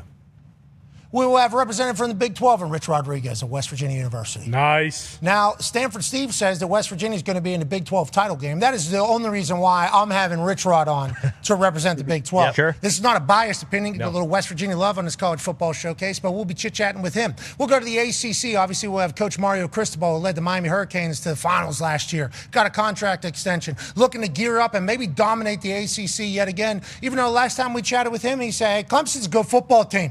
Clemson's a good football team. Duke's the reigning ACC champs. Nobody's talking about them. And Mike Norvell is obviously on the hot seat down in Florida State. Can they get things together? And then we'll also be joined from the Big Ten. Matt Campbell will be joining us. He's brand new at Penn State. People are saying things are looking up and to the right. It's got Rocco Beck to quarterbacks. He's played, 700 games of college football over there at Iowa State. Knows the offense very well. And then at the SEC level, we'll have Nick Saban on. Okay. Mm-hmm. This should be an absolute blast as we kind of bounce around the college football landscape as we're less than a week from week 0 kicking off. We had the AP poll come out, top 25. The Ohio State Buckeyes, number 1 in the country. Yeah. Congratulations, A.J. Hawk. The Big Ten reigns supreme at 1 and 2. Georgia's the highest-ranked SEC school, and then Notre Dame at 4, followed by Texas. A.J., the Ohio State Buckeyes, obviously loaded. Last year didn't make the finals. What a failure. Yeah. Didn't make to the national championship. What an absolute bummer of a year it was for the Ohio State Buckeyes. The expectations are win a national championship or not. Ryan Day has done that. That'll continue to be the expectations. Jeremiah Love stays instead of going to Miami. They pick up Chris Henry Jr. They lose a bunch of guys, but have a bunch of guys filling in. The Ohio State Buckeyes have become a factory, AJ. How has that happened? And is this forever over there in Columbus? Yeah, I would assume everyone assumes it wants it to be forever, and this is kind of how it goes. Once you establish yourself as one of the dominant teams in college football, obviously players want to continue to come there and they keep developing and putting guys in the NFL. But you're right, there's going to be a lot of guys that have to step up that have not been tested really on the field yet. And they're obviously very high star, 4 or 5 star guys that are highly recruited. But yeah, let's see what they do on the field this year. Dan Lanning has a lot of his team all the way back. Kirby Smart cooking down there in Athens. Not a lot of noise coming out of the Georgia Bulldogs, ranked number 3 in the country. Notre Dame, CJ Carr, obviously. Archie Manning with the 5 overall Texas Longhorns. And then Josh Hoover, new quarterback for the Indiana University Hoosiers down there in Bloomington as the reigning national champs. They got a lot of returners too. And Signetti's got a system, and now he's getting 5 stars and highly sought-after transfer portal guys, as opposed to the guys that he had to pick and choose. IU's behind him. The entire state's behind him. They got NIL money, and they're getting to pick who's coming. Feels like Sig's always going to be in the mix. Cristobal at 7. Texas A&M, Ole Miss, and Oklahoma round out the top 10 of the AP poll. Joining us now is a man who has all the inside information for everything happening around college sports, both basketball and football. He is the authority from College Game Day, both the podcast and the show. Ladies and gentlemen, Pete Thamel. Hey, Pete. How you doing, Pete? Pat, I'm great. Fire whoever made that graphic and put me in the front of it. And the Hall of Fame coaches are all behind. I mean, that's, yeah. Hopefully it wasn't like Foxy or somebody we like, but it's a poor it job. Wasn't, trust me. What do you think? It was D-Bone. Now, granted, D-Bone was put on a little bit of a time crunch, and we know how his brain operates in general, but certainly on a little bit of a time crunch. And I think he thought, well, Pete's leading this thing off, so let's put him in the front of the flying V here as the Ducks come together to potentially showcase to the world what college football currently is. We'll talk to the coaches that you referred to as Hall of Fame coaches, which probably will be all of them, about what's going on the field. Let's talk about what's going on off the field right now. Feels like there's chaos. You told us yesterday, hey, listen, there's never going to be stability. Okay, listen, it's chaos. That's what college football is. We had an injunction to an injunction. Now we had another injunction. Can you tell me what's going on and what should we expect from this 5-for-5 guys in the NFL potentially playing in college football next season? Where do we stand right now, Pete Thamel? Injunction Junction sounds like a show Teddy Thamel would watch on PBS or something. Schoolhouse Rock. There it is. Yeah, there we go. So today there was you actually got the reference. Good job. What's your function? A big development in the Winsey case out of Colorado. Now, this was the federal case for class of 22 5-for-5s. All right, and the initial ruling in this had allowed a somewhat blanket but not total federal ruling where you could come back and get a 5th year if you were a 4-year player who had left colleges. Today, the NCAA got a stay in this case, which basically means the initial ruling was overruled. So, in a practical matter, Pat, what this means is if you want to petition, sue for a 5th year, you're going to now have to do it at the state level. So it actually somehow makes all this messier because guys like Stephen Daly, who went back to Indiana, for example. If Stephen Daly is now going to play his 5th year, he is going to have to, petition through a state court, local court. He was signed on the premise that he would get eligibility because of this Colorado ruling, and that is now no longer the case. And I've been told they may appeal, but the timeline won't sync up. So we are now operating on a state-by-state basis for anyone petitioning for a 5th year. Okay, so to put things simpler for that Daly case, which is not an NFL case, or the Louisiana case, correct. He would have to basically get an Indiana judge to say, yeah, actually, you're good to play here for your 5th year. You were kind of screwed because the 5th year rule didn't come in until after you decided to leave. Correct. Now, it wouldn't have to be an Indiana judge. There are some guys who have filed in other states from which they'd be playing in. I know that there's a Tennessee case, a South Carolina case. There's more than a dozen of these local cases. So probably, again, I'm not a lawyer, would be smarter to glom onto one that's been successful as opposed to trying to plow your own path. Remember, Pat, I mean, we play in 9 days, week 0? Week 0 is 6 days from now, Thursday night. Yes. So that's why we're doing this right now, Pete. We are less than a week away from college football starting right now. We are. Yeah. Yes. Which is awesome. And I'm really excited to watch actual games. So for Daly, for example, he's going to continue to practice, he and Wyatt, but they're going to have to find a legal path now, a different legal path to get eligibility. Now, the state case in Louisiana that caused all the headlines yesterday, and obviously the jarring optics of seeing a running back in the NFL or a defensive end in the NFL make plays in a preseason game and then potentially enter the portal and potentially come back to college. This is not affected by the Colorado ruling. So this is now exactly the pathway that these guys need to take. You need to have the friendly local judge, if you will, create a pathway for you to come back. I hear the chuckles from the peanut gallery there. There's a little cynicism. This system. The goof troop. Thanks, Pete. Yeah, there was a little bit of a chuckle because everybody just automatically goes straight into a movie whenever they hear a judge grant something. We did it with Trinidad. Wow, he gets another year, huh? Who did that? Oh, is that an Ole Miss advisor judge? That's your running rep. Oh, that's it. No, actually, they went to a different school, thank you, in Mississippi. But yes, it is Mississippi. Shoresby. Well, how about, what's that? Is that a Texas judge? Where'd he go to school? I saw a Facebook post where it looks like he's got guns up. He's got guns up. So what's going on? That's what everybody naturally thinks. But we have to remember that all these judges or by the book. They better be. That's what we said. Pete Thamel saying something else. I would like it to be on the record that this particular show thinks all these judges are just by the book. Now, with this particular situation, AJ has the last question for you. Yeah, Pete, as far as watching a guy go, spend an internship basically out of the training camp with an NFL team and then come back and play in college, is this going to be a one-time thing or is this something that could possibly come up in the future? This should be, AJ, a one-time thing. Because the eligibility rules, we're in this because they passed these eligibility rules mid-June or whenever it was, right? And now the guys are suing off that ruling. Once those rules are codified, we should not have these wacky optics again. But this is college sports, and there's a lot of local judges. But I would be pretty stunned if moving on from here, we see a similar path. You're the man, Pete. We appreciate you joining us. Keep pounding the pavement out there so we can get to the bottom of it all, please. You're the man. That's why you're in the front of the graphic. Ladies and gentlemen, it's Pete Thamel. Yeah, Peter. Listen, you need to fire whoever made that. I hope it's not somebody that we like.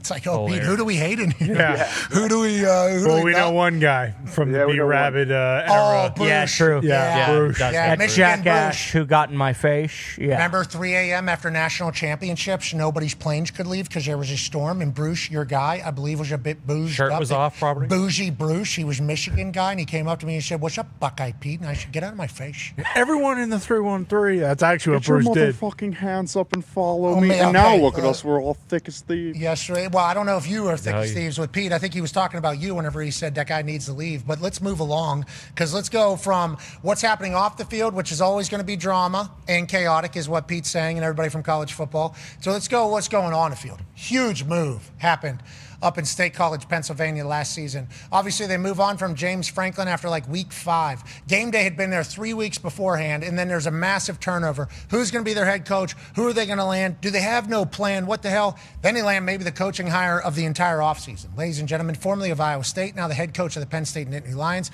We can't thank him enough for joining us. Hall of Fame coach, ladies and gentlemen, Matt Campbell. Yeah, coach. How you doing? Thanks for having me, you guys. I appreciate it. Dude, thank you for joining us. I think you caught the tail end there of Pete Thamel talking about the chaos right now happening in all the injunctions. How much do you got to pay attention to that type of stuff? I assume it does affect everybody, especially at the highest level. Is this something you pay attention to every day? Do you have somebody looking into this? How do you kind of view all the off-the-field chaos that's currently happening?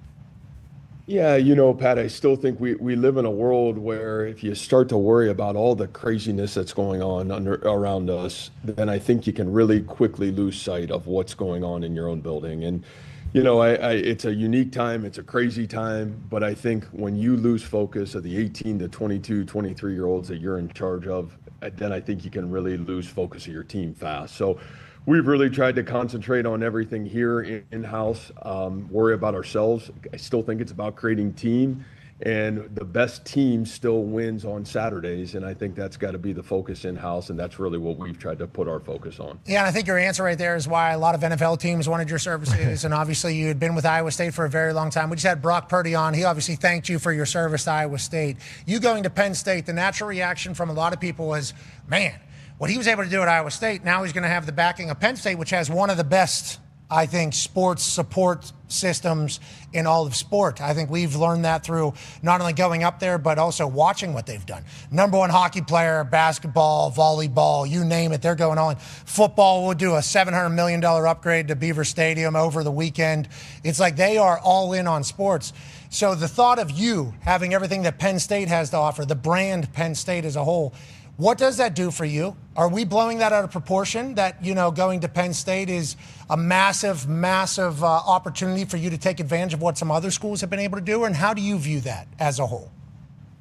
Well, I think in a couple ways, Pat. I think you, me, AJ can at least understand growing up in this, 4 to 6 hour radius of this area, what the history of Penn State football has meant to the world of college football. And I think before anything else, in terms of revenue and all the stuff that happens, you're in a place where the high school football, 6 to 8 hours around our campus, it's as good as anywhere in the country. And the opportunity to be around a program and be a part of a program that can give a young man 18 to 22 years old the opportunity to chase every goal and dream, not only on the field of football, but off the field, because of the leadership, because of the commitment, and really because of those that came before us ever that stepped on the field and made it really important to play the game of football at Penn State.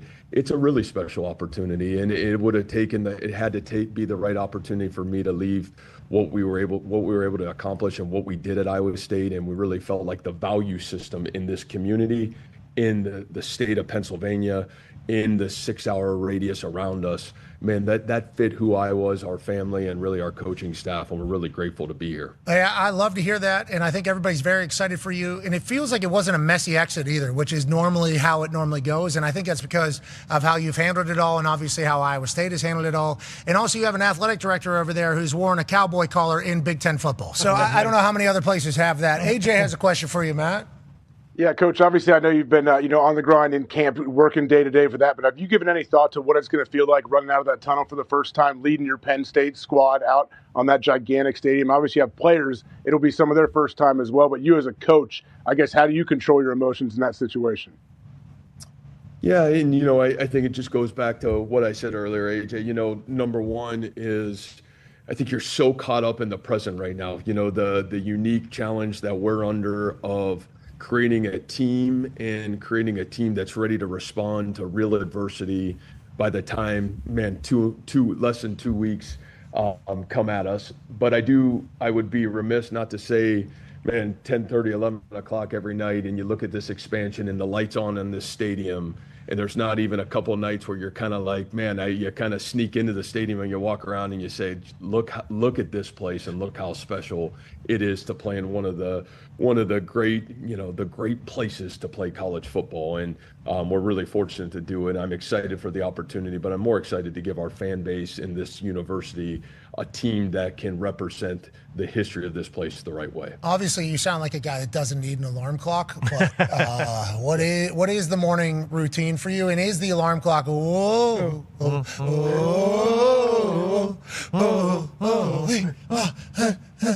is that the... It does need to be that, Pat. I don't need an alarm clock, but I will take that, and we'll make sure that's on repeat here for a long time. See that? Here we go. Now we're getting better. You talk about being one of the best places to play all of college sport. That is very real. And that song, that DJ, the in-game DJ, I don't know if you've made any changes or are currently looking at all that. Don't. The timing in which they play music and what songs they play, makes that place feel alive at all times. Even if on the field it's not going great, they're ready to jump in and actually fight people for you. Now, let's talk about who you have over there. I know you've made your office smaller and obviously trying to change the entire culture over there to be your type of way. You got a lot of people you like. Go ahead, Ty. Yeah, Coach, first and foremost, I'd like to say as a native of Iowa and an Iowa alum, I was pretty jacked up that you are no longer the head coach of Iowa State, so it was pretty bittersweet finding out you were going to Penn State, and I was probably going to be seeing you every year anyway. But congratulations nonetheless. How important was it for you, bringing Taylor Mauser with you and some of your support staff, and obviously Rocco, not only for, the continuity that you're going to have, but kind of being able to immediately build your culture right away, right when you got there? Yeah. Well, first, Ty, I'm excited. I am a fan of the show, and I'm excited that hopefully we can get you on our side. I know that's been tough for you, and I appreciate that. I'm a huge Kirk Ferentz fan. I have great respect for him, so we have that in common. But I hopefully we can get you on our side a little bit moving forward. But I would say the continuity piece. You win with people. It's why you guys have had so much success. It's why we haven't been able to have so much success in our past, is because we have had great people in every corner, from our academics, nutrition, strength and conditioning, life after football, to our great coaches that have been great developers of our players, to our players. And I think the uniqueness of college football today, in a lot of ways, we were able to pick up our program and some of the nuts and bolts of what made our program special and just move it over to where we are right here at Penn State. And so I think to have Taylor Mauser, to have so many of those pieces to come in, and that were great pieces of the development of our players at Iowa State, which is we had to be better than anybody in that just to even compete. To have so many of those staff members come with us, that was really big. And then, to not say, man, to have Rocco here, I mean, what he means, we've been developing an offense for the last 4 years around him, and to be able to watch his growth process and even what he had to fight through last year, some really tough injuries, and how that guy played at the finish of the season through the injuries he had, I think shows everything about what makes that guy really special. I think those were huge advantages for us, and I think it'll give us a great opportunity to build the right foundation as we get ready for the season. Rocco Beck, son of West Virginia legend Anthony Beck, obviously like to have a little West Virginia tie into any school if they want to have success. You know that, Coach Campbell. Last question from me and for us is, we appreciate your time here today on this college football showcase. You wear a whistle all the time? We got a whistle around the neck all the time everywhere we go? Not all the time, but we do have a walkthrough here in about a half hour, so I'm ready to rock and roll. I like that. What are you, soft whistle, double whistle? What is your normal? Oh no, I'm old school whistle, not one of these new ones that all these young guys got. I'm old school. Can't get a lot of spit in those ones though. Those ones, you get a little excited. They do get clogged. You don't need that. I know you're not doing that. That's why they brought you in. We don't need any in the middle of practice. People think you're going to lose every game. That is not what you do. You're a winner, man. That's why Penn State got very lucky that they hired you, and I'm sure they're appreciative just like you are. And we appreciate you, man. Have a good one. Good luck out there. All right, guys. Thanks so much for having me. Really appreciate it. Ladies and gentlemen, the head coach at Penn State, Matt Campbell. Yeah, coach. The worst. You need the Fox 40 whistle. That's the best. That's one that's got the little hood on it? It's a good one that I don't know if it's got a hood on it. It's the one that the most NFL refs use, yeah. Yeah. Well, and also, I like the way, I think my favorite thing about what the refs are able to do in the NFL, and I guess college they do it too, the play, the down on the fingers. Yeah. How smooth they are with that. Every once in a while, kind of check out the ref's hand, see what down it is, see if they're on with the side. They're very good with that. Yeah. Mm-hmm. And then the double. That thing's sweet. That thing's pretty sick. The handheld. Yeah, the on the two fingers there. Mm-hmm. Yeah, I like that. I like it. Does affect, I think, It's got to. It's got to be the other one. They got to put the down markers on one hand and the whistle on the other hand.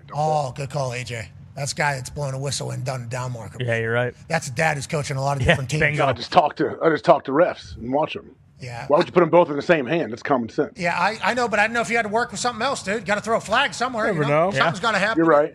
I'll tell you what, the way you talk to refs sounds like a lot different than how I talk to refs.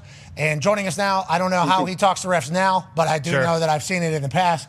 An absolute legend, Hall of Famer, ladies and gentlemen, head coach of the West Virginia Mountaineers, Rich Rodriguez. Yeah, Rod. Hey, guys. Hey, listen, I have never had a 15-yard unsportsmanlike penalty called against me.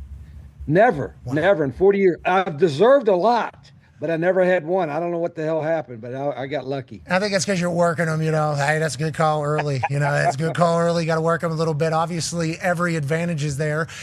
Let's talk about your team this year. Stanford Steve just put out this morning his projections for the Big 12. West Virginia in the Big 12 title game. Now, we can't be doing that, man. We're trying to run a sneak attack here. We got one returning starter. I'm hoping to get a first down. I'm hoping nobody gets hurt, and we shake hands afterwards and wish each other well and all that kind of stuff. And now he's going to come out and make some bold predictions. Wow, we got to live up to that. Is that your first time seeing that? Right there? Yeah, are you kidding me? What was it? Was this late last night or was this? I think it was this morning. Stanford Steve put it out there. So maybe the boys in the locker room haven't seen it. Well, I've always thought a lot of him, and he's really, really smart. So I hope he's there. You go. Yeah, that's a good idea, Stanford. It's a big brain guy, obviously, naturally. But I think what he sees is you bring in Coach Trickett back to coach the offensive line. You got some studs in there that maybe in years past we hadn't been able to get. We have a quarterback seemingly that's electrifying. It does feel like vibes are high. Then I hear you talking after practice, and you go, soft, these young guys fucking pillow fighting out here. I'm sick of it. It's disgusting. I hear that. I hear it all. Is that what you say every training camp? Feels like yes. But where do you think the West Virginia Mountaineers are right now versus maybe last year? Well, I definitely think if we played last year's team, I think we would beat them for sure. But the biggest difference is even though we only have one or two returning starters, kind of like last year, we only have one or two returning starters from our team. We intentionally tried to find guys, whether from Group of 5 or Group of 6 or 1AA or whatever, guys that had proven production at other places. And so they had experience, just not experience in our system. And I really like the way it fit. We went from 0 offensive linemen that had started games to having 7 or 8 that have started multiple games in their career. And that was kind of the same in every position. We went out and wanted one transfer quarterback to compete with Scotty Fox and Mike Hawkins, and he's been everything we thought he would be. And defensively, we got a bunch of no names, but our Coach Alley and our defensive staff have done a great job putting them together. It's still going to be a work in progress a little bit at times, but I like our athleticism. I like the way they're practicing, and I think it will be a little bit better than most of the pundits expect, other than Stanford Steve. He's already got us up there. Yeah, Stanford Steve's really gassing you guys up, okay? The boys in the locker room, obviously dogs only, which goes to your point there about who you brought in. I think it's 4,000 snaps on the offensive line, 13,000 snaps in total that you bring in. So obviously we saw Signetti do similar things whenever he went into Indiana, which leads to Connor's question for you, Coach. Yeah, Rod, a bunch of new guys, but do you feel like going into year 2, your kind of culture as a whole is established? People know exactly what they're getting into. The guys on the team know what they're getting into and what everything's about and what you expect out of every single person every single day? Yeah, good question. Like, even though, we had 75, 80 new guys, there's still about 25 or 30 that were with us last year and kind of help explain the culture. Not only that, but the staff. We have a few new coaches, but everybody around the programs understands the way we want to do things. And not that we're reinventing the wheel or doing something so unique, but there is a certain way, and Pat knows this, how we practice, our expectations, and the type of hard edge that we expect everybody in our program to deal with. And that's not normal. Everything nowadays tends to be soft. That everything wants everybody to be soft. How can I make it easy for you? And that's understand. Every parent wants things easier for their kids than they had for themselves, right? Well, we try to teach our guys, we're going to make it harder for you. So you learn to be harder, to learn how to work a little bit extra. So that'll carry with you for the rest of your life, and it'll carry in our program. And I think it's setting in. We'll find out as the results in the next year or so. But, the harder edge, that we're trying to get is maybe a little more difficult nowadays than it was in the Pat McAfee days when he's playing for me. But I still think it's possible. And I'll continue to do that as long as I'm coaching. You got to get the right guys, but it does feel like we have the right type of guys in there in this era, in this generation. After talking to the team, getting a chance to be back in there and kind of feel the lads, see what's going on, it does feel like you got dogs in there, a lot more than I'd seen potentially in the past. And I told them what you just said right there. I'm like, I went to Hard Edge University, okay? I went to WVU. Yes, I showed up at tests. Okay, I did. I showed up at tests at WVU. The rest of the time is going to be tough to find me. Did have a good time downtown, probably a little bit too much, but I feel like we built team chemistry out there, okay? Yeah, a lot of bonding nights at Pat McAfee's house. Yeah, bingo, yes, exactly. Later after the fact, but that's good. For the good of the team, obviously, that's what we have. Hey, listen, I heard 5 different stories from last night. They all started at your fucking house, okay? So I need to know whatever happened, okay? So hilarious, but I did go to Hard Edge University, and I carry a lot of the things that you taught us and me through every day of my life. I think that's a big deal for this modern generation. And I think you got guys in there that don't mind it, that they kind of like it. And I think they understand the benefit of that while also getting paid, while also having a chance to go to the CFP. I mean, we're in the Big 12. Mm-hmm. There's a path to the college football playoff and win the entire national championship. It's a good place to be. I think it's a good thing, not a bad thing, that you're a little bit different than maybe some others, Rich. Yeah, and I think once they get to experience it, they like it, because there's nobody's immune to being coached. People have asked me, say, how do you coach it now that they're getting paid? I'm like, hell, you could coach them harder that they're getting paid. They got more to lose. But the good players, and AJ and everybody knows this, the good players want to be coached. But you got to know what you're talking about. And once the players know that you know what you're talking about and that everybody gets coached, everybody it has to go by the same kind of rules, they have a certain respect for each other. And I think it's harder nowadays maybe to build a team chemistry because you don't have everybody there for 4 or 5 years. So you still got to have ways for people to kind of bond. I always thought the people that go through hard stuff together makes them bond. That's why Rick Trick is such a great online coach. They go through hard stuff together, and it helps bond them. We want our whole team to experience that kind of result. Yeah, tour duty certainly did that. Summer workout certainly did that. I mean, practice just on Wednesday. Let's go back. Started over, period 1. One of my favorite moves you've ever done. They had him mic'd up. Okay, they had Coach Rod mic'd up for a practice, and it was awesome. Okay, as players' perspective, it was awesome that he was mic'd up during practice. Okay, and that, Rich, now that you and I know each other a lot more at this stage of your life, you could tell how happy I was that you were mic'd up for a fucking practice, at least the beginning of practice. Okay, that's when special teams is and everything. Mic goes off, let's say period 4 or 5. Period 4 or 5, mic goes off. They kind of go. Him coming back and going, you think? Yeah, that's what you guys, from the top, horn starts. We go it was the greatest, it was the most entertaining, but also it was like an expectation and accountability from you that was every day. It was constant, man. It was the amount of energy that you have to kind of spend to do that is very abnormal. So I and everybody else that ever played for you appreciate it, but it is a standard that's very hard to keep up with, I would say. I would say. And you know that, I think, now at this point. Yeah, and everybody looks at, like even though I got a lot of really good coaches, but everybody kind of maybe evaluates film a little bit differently. I said, I'm going to be the effort coach all the time, and my standard of playing hard is probably a little bit higher than yours. So I want your coaches' playing hard standard to be the same as mine. I want the players all to be the same. And sometimes they don't even realize it. Players, they don't think they're loafing when they are loafing. And, there were times last year where it's like, golly, they almost made me want to puke, that they didn't even realize they were loafing. And so that every year, that's going to get a little bit better, a little bit better, a little bit better. But I don't have the patience to wait another year or two. Hell, we got to get it done now. Amen. So, coaching effort, people say you shouldn't have to coach effort at this level, whatever.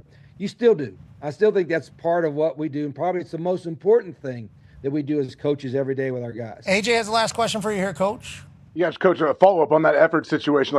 Do you show them clips of maybe how it's done from teams in the past? How do you coach it? I think that as a person that coaches young kids and helping out coach different football teams, you assume everybody knows how to play hard, but they don't. You kind of have to show them the standard.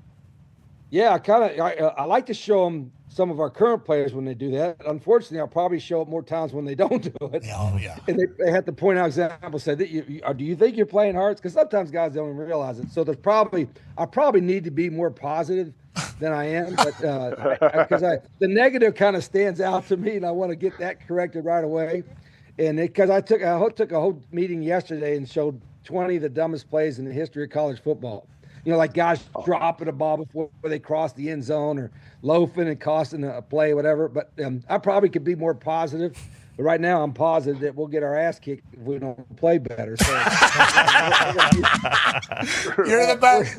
You're the absolute best. You with the laser pointer at the end of a Cowboy is that's when you know you're in for it. That's when you know, hey, somebody's about to get it right now. And nobody knows who, because like you said, everybody's getting coached. The standard is the standard. I'm excited for you. Now, actually, Tone has a quick question for you here, Coach. Yeah, Coach, it's the question everybody wants to know. When are you going to make your decision on Michael Hawkins Jr. or Scotty Fox? The quarterbacks that you talked about, are you going to use the first 2 games against the non-Power 4 guys? Are they going to get both playing time in that one, or is it a decision you want to make before the season starts? No, I'll know. I'll probably know right now. But I think our first game's at noon. I'll probably let everybody know at 11:59. Why the hell I got to tell everybody? I'll let the kids know for sure. But and their players, most people in the program will probably know, leading up to the game week. But I don't think about that. I just want to make sure whoever's out there is playing well. And we're trying to get first down. Yep. Trying to get a first down, Pat. Tone, you guys know that. Hey, man, you're the best. Good luck. Thank you for joining us, ladies and gentlemen. The head coach of West Virginia, Rich Rodriguez. Yeah, Coach. All right, we go from Morgantown, West Virginia, to old rival in the Big Ten. National championship finalist. Doesn't want to hear that, okay? But you get it.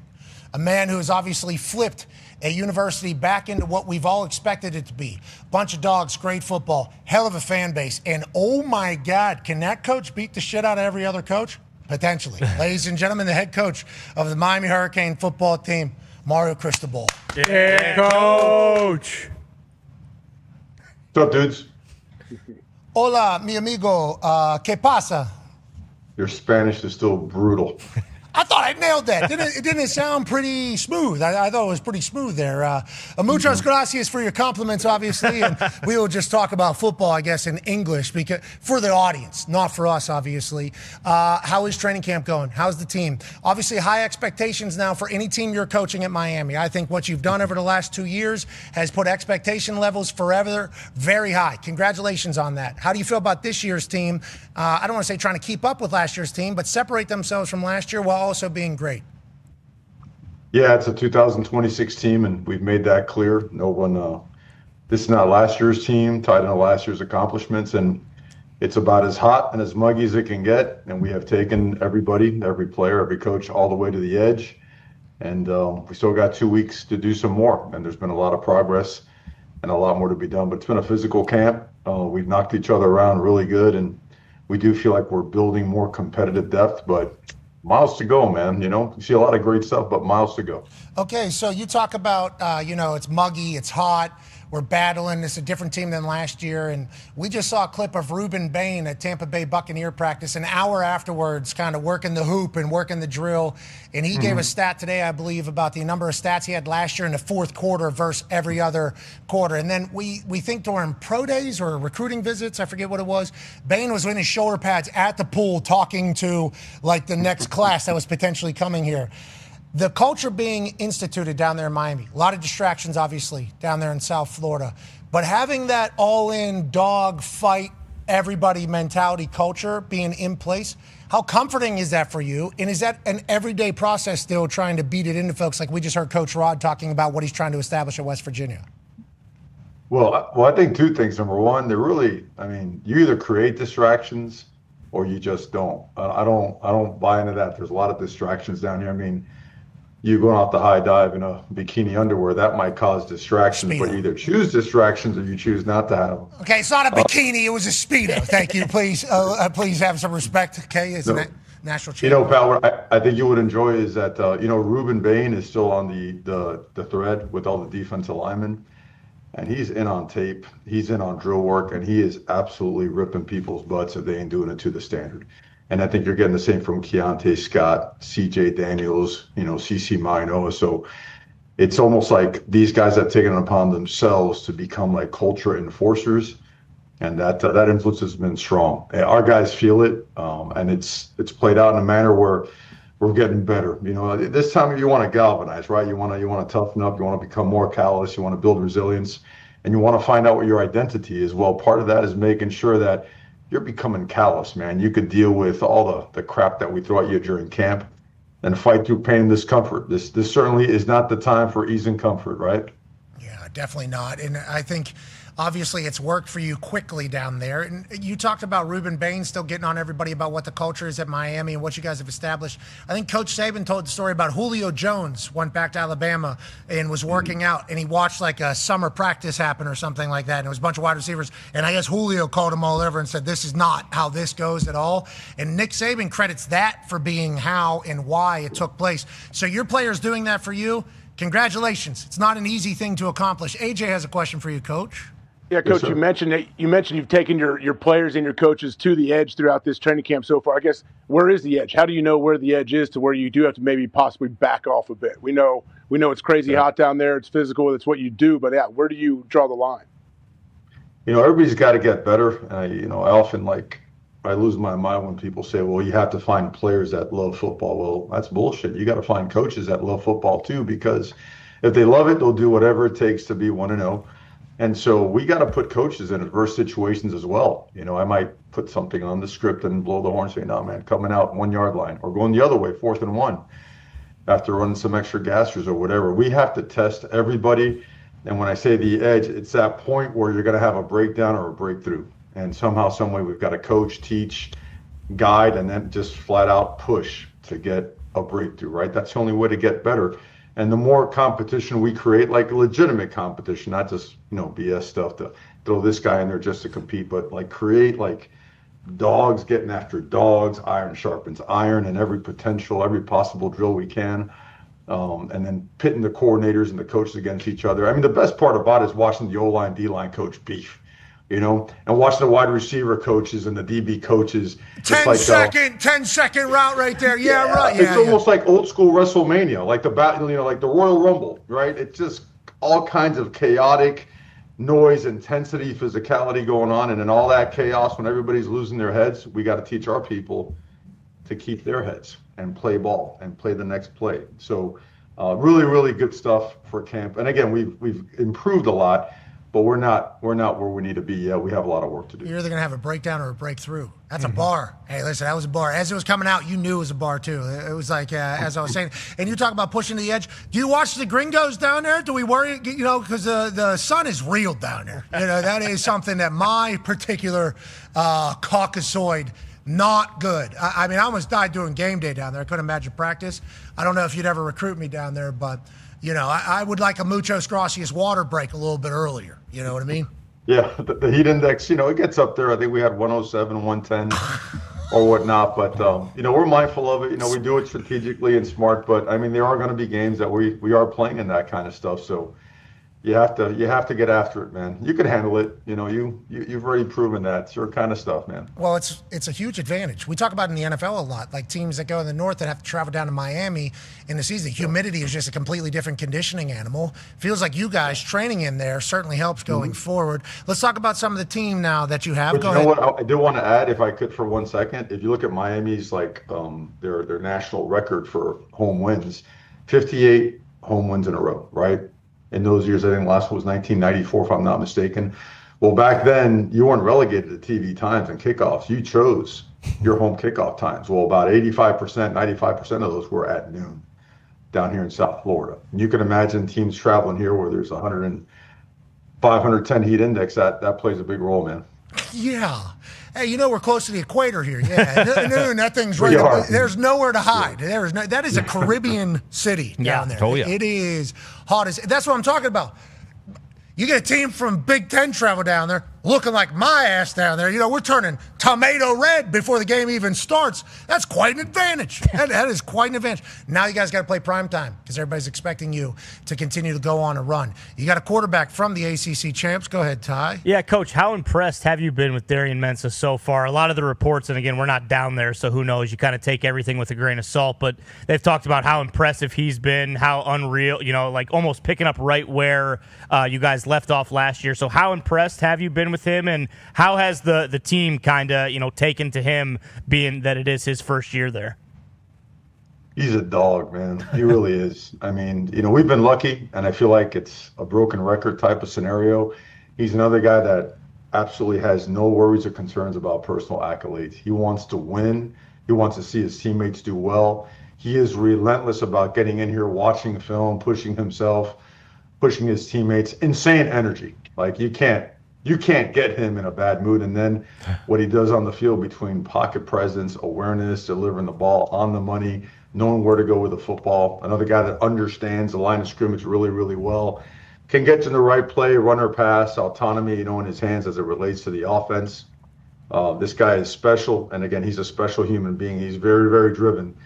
All he's worried about is going 1-0, man. Yeah, 1-0 would be great. He's got a guy he's throwing the ball to that might be one of one. Go ahead, Con Man. Yeah, Coach, talking about Malachi Toney, it feels like he took over college football immediately last year. What have you seen from him year 1 to year 2? You talk about culture, guys. It feels like he's one of the hardest workers. Has he grown his game, and how big has he been for Mensa and him coming in right away and having that weapon? Yeah, you should follow him around one day. By the way, he did tell me he wanted to send you guys some book bags. He has some pretty cool book bags. Yeah, we'd like to. I love book bags. I love going to class with them. You absolutely never went to class, but anyways, we'll get those book bags. Yo, super academia, dude. Yep. Malachi Toney is, man, again, he's just different. I feel like, again, we're blessed with a bunch of dudes that get it. The best part about him, he thinks he's nowhere near his potential. Like, that guy is relentless in his pursuit to be the absolute best he can be. The thing you'll like about him, he's about 12 pounds heavier. Like, he is rocked up. His XL decel rate, stop and go rate, and just flat out top end speed have reached new personal best. So where you can expect a better version of Malachi Toney this year. And he keeps working off season. Yo soy por bibliotech too. A lot of that. He was at the library, wasn't he? He's been doing a lot of that. I know. He was working with JSN. See, dude. In jean shorts. Yeah, see. Yes, he was. He was down at Antonio Brown's wide receiver camp, I think, wearing like 3/4 length jean shorts, just cutting everybody up. It was unbelievable watching the work ethic from all of your guys. Last question has to be brought up. Yeah. You're not going to like it. You are not going to like what is about to be asked, but it has to be asked. This is College Football Showcase. Tone has the last question for you. Yeah, Coach, I love that this fell on me because you know, and I know that the ACC is not down, but the national narrative is that the ACC is down.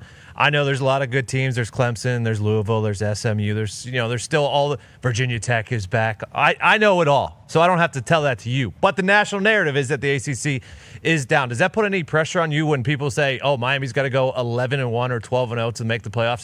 Does that creep into your brain at all during this? No, I think my parents were wiring me differently. I think people that live their lives in narratives and predictions and all that bullshit, they think they fail the human race and their kids.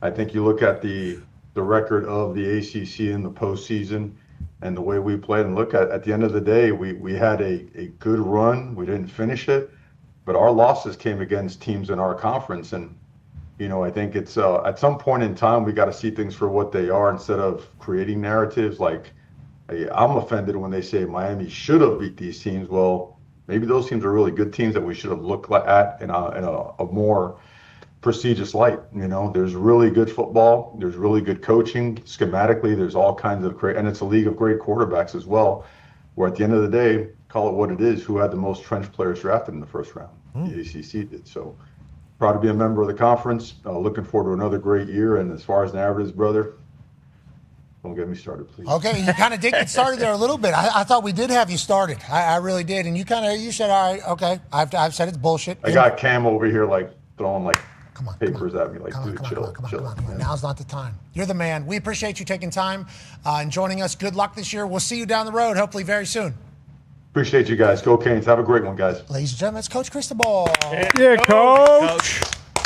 Now, I talked to the general manager of the Stanford football team, okay, in Canton, Ohio. Mm-hmm. And I said, a little boozed up, having a good time. Hey, we got to get you out of there and get you to a place that can win, okay? Because I assume you're very good at what you're doing right now, okay? I assume you're very, very good at what you're doing. To Andrew Luck, who's the general manager of Stanford. And he goes, no, I believe in Stanford. He said that he thinks they have the support to be able to build it. He thinks that they're going to be able to find their guys that they had in the past. Andrew Luck is a firm believer in Stanford over the next 3, 4, 5 years. Wow. And that's me and him boozed up, at a Hall of Fame party and me immediately going to him, we got to get you out of there. That's what I said to him. And he was just like, no, like, let me explain this to you. I'm like, all right, I'm a believer. All right, I think you'll figure it out. I believe in Andrew Luck. So if Andrew Luck believes in it, I believe in him. And now, is he going to be able to get guys to go there as opposed to like Notre Dame, who is getting similar types of guys whenever it comes to like academia and how it's all going? We shall see. But the ACC now, all-coast conference, people forget about that con man. Yeah, both sides you got to look out. There's a lot of talent there. People forget the greatest coach of all time is the head coach of one of those teams. But like, riddle me this, Andrew Luck. Let's say a job opens up at a place that you used to play for. Well, you're telling me you're not going to come home and finish the job, finish the fulfilled promise? You know, I mean, I'm just saying. You're talking about the Indianapolis Colts? I'm talking about the Indianapolis Colts. Well, things happen, okay? He believes in Stanford, and Colts will win a Super Bowl. Things happen. This is a college football showcase. People get fired every day. Because of you. No, not because of me. Yeah, it is kind of because of you. Joining us now, ladies and gentlemen, is a man never been fired. Yeah, no. No, I think one time. No. I don't know. I'm pretty sure he brought it up one time. Joining it? Fins, maybe? Oh, the Dolphins? No, we did not. Okay. Nope. I think he's brought Ladies and gentlemen, joining us now, 7-time national champion, the GOAT, friend of the program, college game day superstar, Coach Nick Saban. Hey, Coach. Coach, you ever get fired? Yeah, I talked to you about that. I got fired when I was a defensive back coach at Ohio State. Oh, I forgot about that. Thanks a lot, AJ. I forgot about that. Thanks a lot, Hoggle. Thanks for being his inspiration to kill everybody all the time, AJ. Yeah. You're the Michael Jordan got cut from his basketball team story. Thanks, Ohio State. You created an Well, I actually love Ohio State. I mean, I've always liked Ohio State. I loved it when I coached there. It's a great institution. So it was my fault I got fired. I can't blame anybody else for that. But one comment I have to make, because I sat here and listened to Mario Cristobal, all right, who I love as a coach, being our offensive line coach, great enthusiasm. This guy is the best salesman in the history of ball. I mean, he's a great recruiter, but if he ever gets fired, he'll be the best used car salesman in South Florida. I guarantee, no doubt. You got a couple dealerships talk, he calls me up with this ACC bullshit.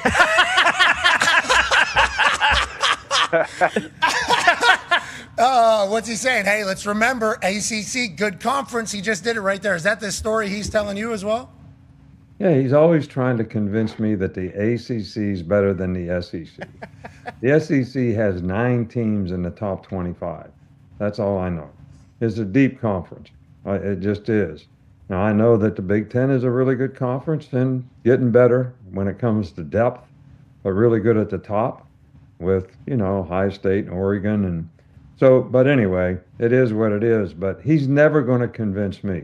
Never going to convince me that the ACC is better than the SEC. All right. Well, Miami ACC school ended up in the national championship against Big Ten schools. So I assume he could always just throw that in your face and say who lasted longer. The ACC did. Let's talk about the SEC. You were on here to represent the SEC. So thank you for taking that role and running with it immediately upon getting on air. Georgia, highest ranked SEC school. Obviously, Texas is also ranked up there. You have Texas A&M, Ole Miss, Oklahoma, LSU, a plethora of SEC schools ranked after you kind of get out of the top 5 there.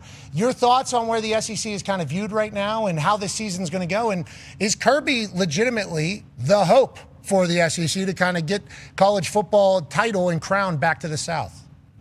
Right. Well, I talked Kirby and Sark both, and I think both those guys have really, really good teams. And I think they're probably the 2 teams that, at least on paper, looking at the season, probably have the best chance to be successful and maybe go a long way in the playoffs. I think there's other teams that definitely can challenge them. You mentioned them, including Alabama, who has a lot of unknowns and may be able to sneak up on people a little bit this year under the radar. But I like Georgia's team. And, what I've noticed about, this new era of college football with lots of transfers and changing rosters, the people that can keep their players, and they have an aging team. Like Georgia had a very young team last year. They're going to be an older team this year. I think Texas is going to be a little bit more mature as a team this year, and I think that gives you a huge advantage. Indiana last year was a very mature team when it comes to age, experience of players. That matters. When you got 23 and 24-year-old guys playing, it's a lot different than 18 and 19.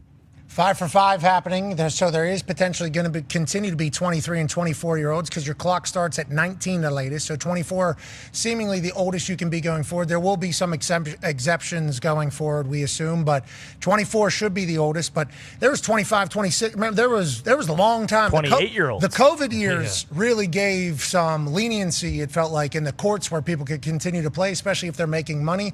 Feels like we're getting a handle of it while injunctions are happening all over the place. Let's continue to talk on the field. Go ahead, AJ, for Coach. Yeah, Coach, what are your expectations? We had Matt Campbell, head coach of Penn State, on. He's stepping into that role. What are your expectations for them? People think their schedule might be like somewhat favorsome for them, avoiding some of the bigger teams in the Big Ten. But what do you expect from him this year? Well, I think Matt Campbell's a really good coach. I think Penn State is an outstanding job. It's so difficult, and I don't think fans understand this sometimes. They say we got a lot of new players in the portal, and they talk about all the players that they got, but they lost that many players too. Like Lane says, everybody says we got 53 new players at LSU. Well, but we lost 53 players. That's the only way we get the other 53. So you never really know exactly, how good a team's going to be in transition. And if you're fortunate, which, Kirk Cignetti probably did the best job of anybody in transition in bringing players with him that had a significant impact and building on the players that he had there. And I think Matt Campbell has an opportunity to do the same thing at Penn State. Maybe not as immediate, but I do think he's a very good coach, and I think he'll do a good job there. Expectations, to me, expectations are useless in the coaching profession. Everybody thinks that I have to meet expectations. I always coach like I had to meet my expectation. My expectation was we want to win every game, be the best team we can be, and get everybody on the team playing as well as I can. I didn't give a damn about what some guy running around in his mom's basement in his underwear thought about what kind of team we had or what kind of team we should have. So I think expectations. Feinbaum wasn't wearing underwear in the basement. Okay, that is that guy too. Okay, even if he's wearing pants as well. I appreciate you saying the expectations on yourself should obviously be a much higher than outside. But at Penn State, Matt Campbell is going to be expected to win. That's why they fired a coach 5 weeks into the season or 6 weeks into the season, whatever the case is. That's big ball these days. It's big business as well. Last question, obviously, as we will transition to a digital college football showcase with Coach Saban as we return back to the Little League World Series in about 2 minutes or so. Let's go down to Alabama. Go ahead, Con, man. Yeah, Coach, always a pleasure. You look fantastic. But Alabama has this quarterback competition going on. Is that tough for a team having that competition happening, or does the team kind of know early on who's it going to be? And also, if you just want to announce who the starting quarterback for Alabama is this year, feel free to do that. Yeah, I don't really know who's the starter's going to be. I think both guys are probably pretty capable. They're a little different. Keelan Russell's a little bit more athletic, can run it. He's a good passer, though. I don't know where his decision-making and development is relative to the staff. The other guy, Mac, has a little more experience. So I don't know exactly where they're at with that. I think it's going to be imperative, though, that the offensive line play better so that the quarterback, whoever it is, has an opportunity to play better because, I thought Ty Simpson was under a hell of a lot of pressure the second half of the season all the time. And their ability to run the ball and stay in favorable down and distance is going to have something to do with that as well. But I do not know who the starting quarterback's going to be. And I have watched, some of the tape, and I've been very impressed with both guys. They're different. And Keelan is more of a playmaker because of his legs, but that's up to, coach.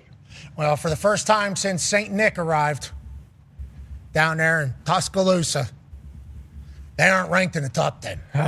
Crazy. A lot of pressure. We wrap up here and continue digitally as Washington will take on Texas in the Little League World Series. Big Ten versus the SEC. And Coach Saban will be joining us yet again all season long on Friday. Yeah! Appreciate you, Coach. Thank you. Thank you for that. I enjoyed this. This is fun for me, man. You guys are my favorite. I'd hire if I got a coaching job, I'd hire every one of you guys to coach something. I don't know yeah. what, but I'd hire you to coach something. Yes. Okay, that was a great way to end it. Let's Love go. that. Oh, that coach. I Okay. accept. Unbelievable. I'll be the OC. Okay, he'll sell a Ferrari. I'll call plays. Yeah, whatever you need him to do. If you need somebody to pick up your America's Best, I think we got guys that can do that. Go. We got guys that can keep track of all Start of a that. farm of it. Yeah, whatever you need. Till the land. We got John Deere's waiting to get you some more America's Best. That's my favorite thing is you are deep down West Virginia football. Greatest coach of all time, obviously, whenever it comes to college football. Nobody disputes that. But deep down, okay, and this owner of the Nashville Predators and obviously everything else, super genius, West Virginia football guy. Just right down in Yeah, Predators need that. They suck. I feel like the Mountaineers now. They're great. Come on. It's home, baby. Yeah, you need to be a little bit more fucking positive on air, okay, on game day about the West Virginia Mountaineers, okay? We need that out of you. West Virginia needs that out of you. Well, I look at it this way. They need to do something to make me be positive. Okay. Okay. Earning obviously is something in this world. Okay, let's continue this conversation about college football. We appreciate you joining us, Coach. Go ahead, Ty Schmidt. Coach, I know you mentioned all the things about like expectations, and I think that's a good point, and I agree with you. But when you look at Lane and what's going on at LSU, like is it kind of national championship or bust this year? Kind of just with all the whirlwind of the stuff that happened in the offseason, the roster, how much money they're spending, just all of the conversation around that. Like, is Baton Rouge going to burn down if LSU isn't contending for a national championship this year? No, I don't think Baton Rouge is going to burn down. I think, they have great passion there. They have high expectations. They want to be successful, and they don't have a lot of patience. But I'll tell you what, I think Lane has done a really good job building a good roster. And I think that the key to the drill for him is going to be in the first year, does he have enough depth on this team, even though they have 53 new players? Is there enough depth on this team for them to be able to sustain at a high level? I think the quarterback's going to be pretty good. I think he'll be one of the surprise guys, in college football this year. I liked him when he played at Arizona State 2 years ago. Went through some injury things a year ago. They got that big old tight end. It's a mismatch guy. They've got some really good defensive players. That safety they got from Boise State, man, that guy is a thumper, and he's got great size. So they have a lot of good things going for them. I really do believe that. And they got a good defensive coordinator. Lane hired a really good staff. So, there's a lot of positives. And the one thing I tried to do when I was a coach at LSU, which is really hard, it was really hard, is to keep the people positive. I used to tell the fans, you're part of the team. And when you all boo the team, walk out on the team, you're not helping us win. You're not helping us do what we all want to do, which is win and win big. So be positive, stay supportive, help the guy through the transition. But I think they're going to have a pretty good team. That right there is the tight end that he's talking about. 14 is not a wide receiver. He's tight end. Defense, obviously, athletes everywhere. Everybody in college sports, whenever Lane Kiffin could potentially head to LSU, was saying to me, hey, he needs to go down there. Okay, there's just 5 stars everywhere. And literally, he was greeted by the best offensive lineman and the best defensive lineman in the country whenever he got down there to LSU. And then obviously with the transfer portal, he's able to really score through there because he has a resume of success, explosive plays, primetime stuff, and everything like that. And they have money down there. They obviously are a big, big part of NIL in the college football space, which is why allegedly Lane also picked them over anywhere else. So they should have success. Sam Levitt could spin it. Oh, yeah. Lane Kiffin's going to be able to draw it up. I love that your messaging is, hey, can you guys please just, if we don't win by 50, can we be a little bit happier about this entire thing? Because all they want to say is, hey, oh. Hey, Pat, I used to tell them, too, they'd leave. The stadium would be half empty before the game was over. I said, you want the players to play for 60 minutes? You all need to keep your ass in the stands for 60 minutes. But I will say this, and I told Lane this, and I think I probably told you this before too. Belichick used to make us do all kind of crazy projects when I was at the Cleveland Browns. And he made us say, where are the most players, what state do the most players in the NFL come from? And it was California, Texas, there was a lot of different, Florida. But then he said, I want to know where they come from per capita. what state has the most players per capita, and it was Louisiana. And that's the reason I took the job. And I'm going to tell you what, it was right. There was 15 to 18 really, really good football players that you could get out of Louisiana every year. And you got a good enough national reputation to recruit some really good players from other places. And that was about the easiest place I ever had to recruit to. Got a great uniform. Yeah. Mike the Tiger, he's back on the sideline. I want to hear him roar. You know, Governor Jeff Landry wants to hear that Tiger roar. You know, he hit the cage. You let that thing roar a little bit. You know, that's what he wants to hear. Yeah. You are so bad. You know, I fucking want to hear that. You know, that's part of a lot of family memories. You know, we would poke the tiger, you know, poke the bell, you know. And how do you think the other team felt about that fucking tiger? I cannot wait. It's going to be 200 degrees down there. Oh, yeah. Cannot wait to get down there. Coach, we can't wait to see you on the road. We appreciate the hell out of you, man. All right, well, hey, appreciate you having me. Always enjoyable. You guys have a good day. Thanks. How was the off-season golf? Good? Oh, it's getting good. It's been good and bad, but it's good right now. Got a good tan. Tell Miss Terry we said hello and everybody else. We appreciate you. That's the GOAT, ladies and gentlemen. Nick Saban. Yeah, Coach. That was College Football Showcase. Boom. Great. Yeah. 6 days. 6 days till week 0, AJ. And if this goes in, it's going to be a best season yet. Okay. Oh, no, too far. I'm too strong. You need to throw a Still. football. The basketball doesn't count. Yeah. Oh, what kind of? Nice. Yeah, Still still going to be a best season Yeah, yet. still going to be a best season yet. Yeah, no question. Here you go. Yeah, set hut. Oh my gosh, I feel good about spinning it. Yeah, there's It looks good coming out of your hand. Alabama Ball football looks down good. there too. Yeah, little. Yeah, Little, also little. No, I don't know if that That one's little gonna Notre work. Dame one's going to be very hard. Oh. That one's slipped. Oh, yeah, that's right on. Oh. For the best season yet. College football. Fuck. Maybe not. It's okay. We did this with injuries. No, it's still gonna do it. I don't like what No, this you still have, what, 6 days? to hit one. Yeah. Yeah, you got time. This ball is going to be talked about at some point. Mm-hmm. You see this ball right here, AJ? Might have saw some news today. What's the story behind that? Maybe someday you'll learn. Okay. Great tease. Maybe you'll all fucking learn, you know? Maybe you will. Someday soon, maybe. Mm-hmm. Yeah, very soon. It sounds like potentially. Wise you up, AJ. Yeah. What's your name? What? What's your fucking name? What's going on? Yeah, exactly. Shut the fuck up. Okay? People will know what that means here in a little bit. Mm-hmm. That's really exciting stuff. Yeah. People are going to be so mad. Fuck them. Yeah. That's what I've learned this week. Man, it got real loud there for a bit. I learned a lot about a lot of people who have just been kind of waiting to fucking, just kind of waiting. Hold on. Hold. Now we go, yep, fuck this guy. And I appreciate it. And I won't remember every single one of you. I'm going to be around for a while, So I hope we run into each other. I hope we get a chance.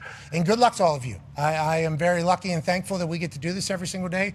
We have the time of our life covering sports. We love sports. For the good of sport, for the good of ball is what we literally are trying to do every single day. And we're thankful and lucky that we get to do it. That's AJ Hawk. The Talks Table's here. Boston Connor and Ty Schmidt. One over the hammer. Dahn. Cowboys, AP Tone. The boys in the back. Way to go, boys. There you go, boys. Good luck, boys. There you go, boys. Gump, I love that we're tucking in the kit, pal. It looks awesome. Might go full time. Can you stand up?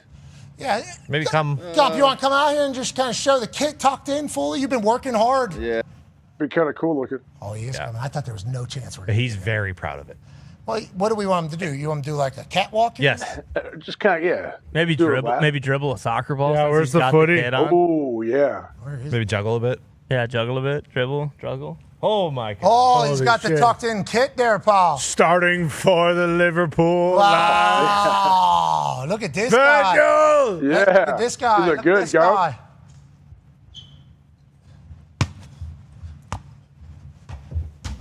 Oh, okay. Well done.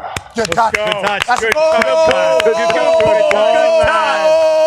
Goal. Goal.